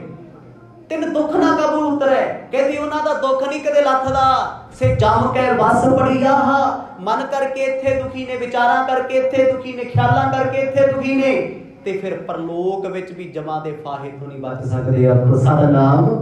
ਜਿਨ੍ਹਾਂ ਨੇ ਮਨ ਇਕਾਗਰ ਨਹੀਂ ਕੀਤਾ, ਬਾਣੀ ਸਾਰੀ ਪੜ੍ਹ ਲਓ। ਮਰਦ ਲਿਆ ਕੇ ਗੱਲ ਸੰਗਤ ਤੇ ਲਿਆ ਕੇ ਮਨ ਤੇ ਲੈ ਆਉਂਦੇ ਆ। ਸੰਗਤ ਵਿੱਚ ਵੀ ਤਾਂ ਬੈਠੀ ਤਾਂ ਕਹਿੰਦੇ ਮਨ ਦੀ ਮੈਲ ਲੱਥਦੀ ਹੈ, ਮਨ ਦਾ ਭਲਾ ਹੁੰਦਾ ਹੈ, ਮਨ ਨੂੰ ਸਮਝ ਆਉਂਦੀ ਹੈ। ਪਰ ਜੇ ਸੰਗਤ ਨਹੀਂ ਕਰਦੇ ਤੇ ਆ ਬੰਦੇ ਦਾ ਗਿਆਨ ਬੜਾ ਘਾਤਕ ਹੈ। ਇੰਟਰਨੈਟ ਤੇ ਲਾਈਵ ਹੋ ਕੇ ਰੱਬ ਦੀ ਗੱਲ ਸੁਣਾਉਣ ਵਾਲੇ ਬੜੇ ਖਤਰਨਾਕ ਨੇ। ਵੇਖੋ ਜਾ ਕੇ ਇਹੋ ਜਿਹੀਆਂ ਗੱਲਾਂ ਕੱਢ ਲਿਆਉਂਦੇ ਨੇ, ਸ਼ਰਧਾ ਨਹੀਂ ਮੁੜ ਕੇ ਜੁੜਦੀ। ਕੋਈ ਕਿਤੇ ਬਹਿ ਕੇ ਕਰਦਾ, ਕੋਈ ਕਿਤੇ ਬਹਿ ਕੇ। ਪਰ ਜਦੋਂ ਸੰਗਤ ਵਿੱਚ ਬਹਿੰਦਾ ਬੰਦਾ ਨਾ, ਉਹ ਆਪਣੀ ਔਗਣ ਵੇਖ ਕੇ ਵਚਨ ਕਰਦਾ ਹੈ ਕਿ ਮੇਰੀ ਚਾਹ ਔਗਣ ਨੇ, ਗੁਰੂ ਦੀ ਮਹਿਮਾ ਇਹੋ ਜਿਹੀ, ਅਸੀਂ ਕਿੱਥੇ ਲੜੇ। ਤੇ ਫਿਰ ਸਤਿਗੁਰ ਆਪ ਵਰਤਦੇ ਆ। ਮਹਾਰਾਜ ਕਹਿੰਦੇ ਜਿਨ੍ਹਾਂ ਦੇ ਅੰਦਰ ਮਨਮੁਖਤਾਈ ਹੈ, ਭਾਵੇਂ ਲਿਬਾਸ ਉਹਨਾਂ ਦਾ ਜਿਹੋ ਜਿਹਾ ਮਰਜ਼ੀ ਧਰਮੀ ਹੈ, ਜਮਾਂ ਦੇ ਵਸ ਪੈਂਦੇ ਆ। ਸਰੀਰ ਕਰਕੇ, ਮਨ ਕਰਕੇ ਸਦਾ ਦੁਖੀ ਰਹਿੰਦੇ ਨੇ। ਇਨੀ ਰਾਵਿਆ ਪ੍ਰਭ ਆਪਣਾ ਸੇ ਦਿਸਣ ਨਿਤ ਖੜੀਆਂ। ਜਿਨ੍ਹਾਂ ਨੇ ਆਪਣਾ ਪਿਆਰਾ ਸੱਜਣ ਰਾਵਿਆ ਮਾਣਿਆ ਹੈ, ਗੁਰੂ ਨੂੰ ਮੰਨਣਾ ਹੈ, ਅਕਾਲ ਪੁਰਖ ਨੂੰ ਜੀਵਨ ਵਿੱਚ ਮੰਨਣਾ ਹੈ, ਇਕੱਲਾ ਮੱਥਾ ਨਹੀਂ ਟੇਕਣਾ। ਮਾਫ ਕਰਿਓ ਸਰ, ਅਸੀਂ ਸਿਰਫ ਮੱਥਾ ਟੇਕਣ ਤੱਕ ਅਸੀਂ ਬੰਦਾ, ਇਹ ਤੋਂ ਅੱਗੇ ਤੇ ਵਧੇ ਕਦੇ ਨਹੀਂ। ਨਰਸਰੀ ਕਲਾਸ ਦੇ ਸਟੂਡੈਂਟਾਂ ਦੇ ਤੱਕ ਅਸੀਂ ਅੱਗੇ ਗਏ ਨਹੀਂ। ਜਿਨ੍ਹਾਂ ਤੇ ਗੁਰੂ ਦੀ ਕਿਰਪਾ ਹੋ ਗਈ, ਉਹ ਬਾਣੀ ਪੜ੍ਹ ਕੇ ਚੁੱਪੀਆਂ ਲਾ ਕੇ ਆਪਾ ਖੋ ਰਹਿੰਦੇ ਨੇ। ਜੀਵਨ ਚੋਂ ਰੰਗ ਦਿਸਦਾ ਬਾਣੀ ਪੜ੍ਹੀ ਦਾ। ਮਹਾਰਾਜ ਕਹਿੰਦੇ ਭਾਈ ਉਹ ਤੇ ਗੁਰੂ ਦੇ ਪਾਸ ਬੈਠੇ ਆ। ਇੱਕ ਸੇਵਕ ਗੁਰ ਪਾਸ, ਇੱਕ ਗੁਰ ਘਰ। ਇੱਕ ਨੂੰ ਮਹਾਰਾਜ ਨੇ ਆਪਣੇ ਭਾਵਨਾ ਦੀ ਸੇਵਾ ਚ ਲਾਇਆ ਹੋਇਆ, ਇੱਕ ਦੂਰ ਬੈਠਾ ਵੀ ਨੇੜੇ ਰਹਿੰਦਾ। ਕਿਉਂ? ਕਿਉਂਕਿ ਜੁੜੇ ਹੋਏ ਆ ਅੰਦਰ। ਮਹਾਰਾਜ ਕਹਿੰਦੇ ਜਿਨ੍ਹਾਂ ਤੇ ਸਤਿਗੁਰ ਦੀ ਕਿਰਪਾ ਹੋ ਗਈ, ਅਕਾਲ ਪੁਰਖ ਦੇ ਨਾਲ ਇੱਕ ਮਿੱਕ ਹੋ ਗਏ ਨੇ, ਉਹਨਾਂ ਨੇ ਅੰਦਰੋਂ ਮਿਲ ਕੇ ਆਨੰਦ ਮਾਣਿਆ। ਇਹ ਨਹੀਂ ਵੀ ਰੱਬ ਦੀ ਗੱਲ ਸੁਣੀ, ਠੀਕ ਹੈ, ਬਹੁਤ ਵਧੀਆ ਨੌਲੇਜ ਮਿਲੇਗੀ, ਚਲੋ ਘਰ ਜਾਣਾ ਹੈ, ਪਰ ਭੇਜ ਕੇ ਜਾਣਾ ਹੈ। ਦੁਨੀਆ ਦੀ ਪਰਵਾਹ ਛੱਡ ਕੇ ਜਾਣਾ ਹੈ। ਸਤਿਗੁਰ ਨਾਲ ਇੰਨਾ ਪਿਆਰ ਹੋਵੇ, ਇੰਨੀ ਪ੍ਰੀਤ ਹੋਵੇ, ਮਹਾਰਾਜ ਕਹਿੰਦੇ ਦੁੱਖ ਨਹੀਂ ਕੋਈ ਲੱਗਦਾ ਭਾਈ, ਉਹ ਸਦਾ ਸੁਹੇਲੇ ਰਹਿੰਦੇ ਨੇ, ਕਿਉਂਕਿ ਰੱਬ ਉਹਨਾਂ ਦੇ ਕੋਲੇ ਹੈ। ਵਾਹਿਗੁਰੂ ਜਿਨ੍ਹਾਂ ਦੇ ਕੋਲੇ ਹੈ, ਕਦੇ ਦੁਖੀ ਨਹੀਂ ਹੁੰਦੇ। ਰਤਨ ਜਵਾਹਿਰ ਲਾਲੇ ਹਰ ਕੰਠ ਤਿਨਾ ਜੜੀਆਂ। ਉਹ ਸੋਹਣੇ ਕਿਉਂ ਲੱਗਦੇ ਆ? ਸਹੀ ਸੁੰਦਰ ਸੋਹਣੇ ਸਾਧ ਸੰਗ ਜਿਨ ਬਹਿਣ। ਮਹਾਰਾਜ ਕਹਿੰਦੇ ਬੜੇ ਸੋਹਣੇ ਜਿਹੜੇ ਸੰਗਤ ਵਿੱਚ ਬਹਿੰਦੇ ਆ, ਕਿਉਂਕਿ ਅੰਦਰੋਂ ਰੰਗੇ ਹੋਏ ਆ, ਉਹਨਾਂ ਦਾ ਦੁੱਖ ਵੀ ਕੋਈ ਨਹੀਂ ਆ ਜੀਵਨ ਵਿੱਚ। ਰਤਨ ਜ਼ਵੇਹਰ ਲਾਲ ਹਰ, ਕਹਿੰਦੇ ਜੀਵਨ ਵਿੱਚ ਸ਼ੁਭ ਰਤਨ। ਆਪਾਂ ਤੇ ਬਾਹਰੋਂ ਸੋਹਣਾ ਉਹਨੂੰ ਮੰਨਦੇ ਆ ਜਿਹੜਾ ਡਾਇਮੰਡ ਦਾ ਹਾਰ ਪਾਇਆ, ਜਿਹਨੇ ਕੰਨਾਂ 'ਚ ਮੁੰਦਰੀਆਂ, ਕੰਨਾਂ 'ਚ ਝੁਮਕੇ ਪਾਏ ਆ, ਨੱਕ 'ਚ ਕੋਕਾ ਪਾਇਆ, ਮੱਥੇ ਤੇ ਟਿੱਕਾ ਲਾਇਆ, ਸਾਨੂੰ ਲੱਗਦਾ ਬੜੇ ਸੋਹਣੇ। ਨਹੀਂ, ਇਹ ਸੁਹੱਪਣ ਨਹੀਂ ਹੈ। ਕਹਿੰਦੇ ਰੱਬ ਨੇ ਕੀ ਦਿੱਤਾ ਏ?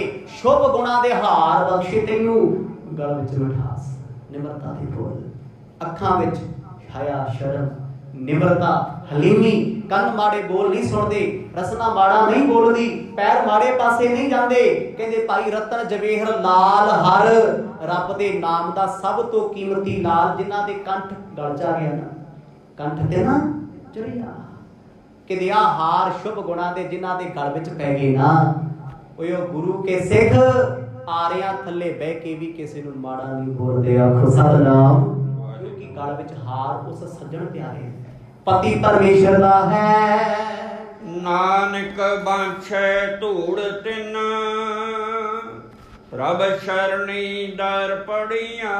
ਗੁਰੂ ਅਰਜਨ ਦੇਵ ਪਾਤਸ਼ਾਹ ਬੜੇ ਅਦਭੁਤੀ ਬੇਨਤੀ ਕਰਦੇ ਨੇ, ਕਹਿੰਦੇ ਐਸੇ ਪਿਆਰੇ ਜਿਨ੍ਹਾਂ ਕੋਲ ਸ਼ੁਭ ਗੁਣਾਂ ਦੇ ਹਾਰ ਨੇ ਨਾ, ਨਾਨਕ ਬਾਛੈ ਧੂੜ ਤਿਨ, ਉਹਨਾਂ ਦੇ ਚਰਨਾਂ ਦੀ ਕਿਤੇ ਧੂੜ ਮਿਲ ਜੇ, ਸਤ ਸੰਗਤ ਦੀ ਧੂੜ ਮਿਲ ਜੇ, ਚਰਨੀ ਦਰ ਪੜੀਆਂ। ਮੈਂ ਤੇ ਉਹਨਾਂ ਦੇ ਚਰਨਾਂ ਤੇ ਡਿੱਗਾ, ਸਦਾ ਨਮਸਕਾਰ ਕਰਾਂ, ਜਿਨ੍ਹਾਂ ਨੇ ਆਪਣਾ ਮਨ ਆਪਣੇ ਸਤਿਗੁਰ ਤੋਂ ਵੇਚਿਆ। ਜਿੱਦਣ ਮਨ ਵੇਚਿਆ ਨਾ ਗੁਰੂ ਨੂੰ, ਉਦਣ ਸ਼ੁਭ ਗੁਣ ਆ ਜਾਣਗੇ। ਜਦੋਂ ਤੱਕ ਹਉਮੈ ਖੜੀ ਹੈ ਕੋਈ ਗੁਣ ਨਹੀਂ, ਜਿੰਨੇ ਮਰਜ਼ੀ ਕਰਮ ਧਰਮ ਕਰੀ ਚੱਲੋ, ਸਭ ਏਦਾਂ ਹੀ ਚਲੇ ਜਾਣੇ ਆ, ਕਿਉਂਕਿ ਵਿਕਾਰ ਬੈਠੇ ਆ। ਮਹਾਰਾਜ ਕਹਿੰਦੇ ਭਾਈ ਮੱਘਰ ਦੇ ਮਹੀਨੇ ਵਿੱਚ ਉਹ ਭਾਗਾਂ ਵਾਲੇ ਸਿੱਖ ਜਿਨ੍ਹਾਂ ਨੇ ਗੁਰੂ ਨੂੰ ਆਪਣੇ ਜੀਵਨ ਵਿੱਚ ਵਸਾਇਆ ਨਾ, ਸਤਿਗੁਰ ਕਹਿੰਦੇ ਪਿਆਰਿਓ ਜੀ ਕਰਦਾ ਏ ਉਹਨਾਂ ਦੇ ਚਰਨਾਂ ਦੀ ਧੂੜੀ ਲੈਣਾ, ਚਰਨਾਂ ਤੇ ਨਮਸਕਾਰ ਕਰਦੇ ਆ। ਮੰਗਰ ਪ੍ਰਭ ਆਰਾਧਨਾ, ਬੋਹੜ ਨਾ ਜਨਮ ਮੜੀਆਂ। ਮੰਗਰ ਪ੍ਰਭ ਆਰਾਧਨਾ, ਜਿਨ੍ਹਾਂ ਨੇ ਪ੍ਰਭੂ ਦੀ ਆਰਾਧਨਾ ਕੀਤੀ, ਸਤਿਗੁਰ ਕਹਿੰਦੇ ਜੀਵਨ ਰੂਪ ਮੱਘਰ ਦੇ ਮਹੀਨੇ ਵਿੱਚ ਕਦੇ ਉਹ ਦੁਬਾਰਾ ਜੰਮਦੇ ਮਰਦੇ ਜਨਮਾਂ 'ਚ ਨਹੀਂ ਆਉਂਦੇ। ਆਖੋ ਸਤਿਨਾਮ। ਉਹ ਜੀਵਨ ਮੱਘਰ ਹੈ, ਇਹਦੇ 'ਚ ਜਿਉਣਾ ਹੈ, ਤੇ ਜਿਉਣਾ ਕਿਹਦੇ ਨਾਲ ਹੈ? ਪਤੀ ਪਰਮੇਸ਼ਰ ਨਾਲ।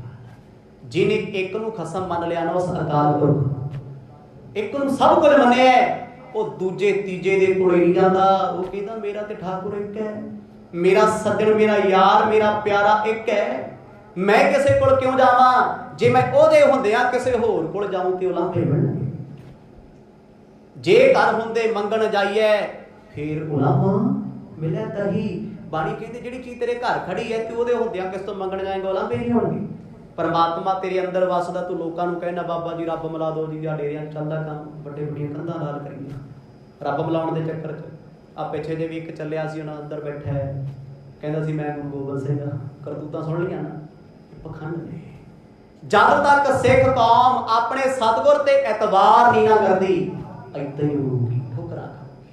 ਪਰ ਸਤਿਗੁਰ ਤੇ ਪੈਰ ਪੈਰ ਤੇ ਸਮਝਾਉਂਦੇ ਆ, ਕਹਿੰਦੇ ਭਾਈ ਨਾਮ ਜਪਣ ਵਾਲੇ ਰੱਬ ਰਤੇ ਸਿੱਖਾਂ ਦੇ ਚਰਨੀ ਮੱਥਾ ਟੇਕਿਆ ਕਰੋ, ਉਹਨਾਂ ਦੀ ਸੰਗਤ ਕਰਿਆ ਕਰੋ। ਆ ਮੱਘਰ ਜੀਵਨ ਦਾ ਮਹੀਨਾ ਸਫਲਾ ਹੋ ਜੂ, ਜੰਮਣ ਮਰਨ ਮੁੱਕ ਜਾਣਾ। ਆਖੋ ਸਤਿਨਾਮ। ਕਿਉਂਕਿ ਤੇਰੇ ਕੰਠ ਦਾ ਹਾਰ ਹੋਣਾ ਚਾਹੀਦਾ ਪਰਮੇਸ਼ਰ ਦਾ ਨਾਮ। ਵਾਹਿਗੁਰੂ ਵਾਹਿਗੁਰੂ ਵਾਹਿਗੁਰੂ ਵਾਹਿਗੁਰੂ।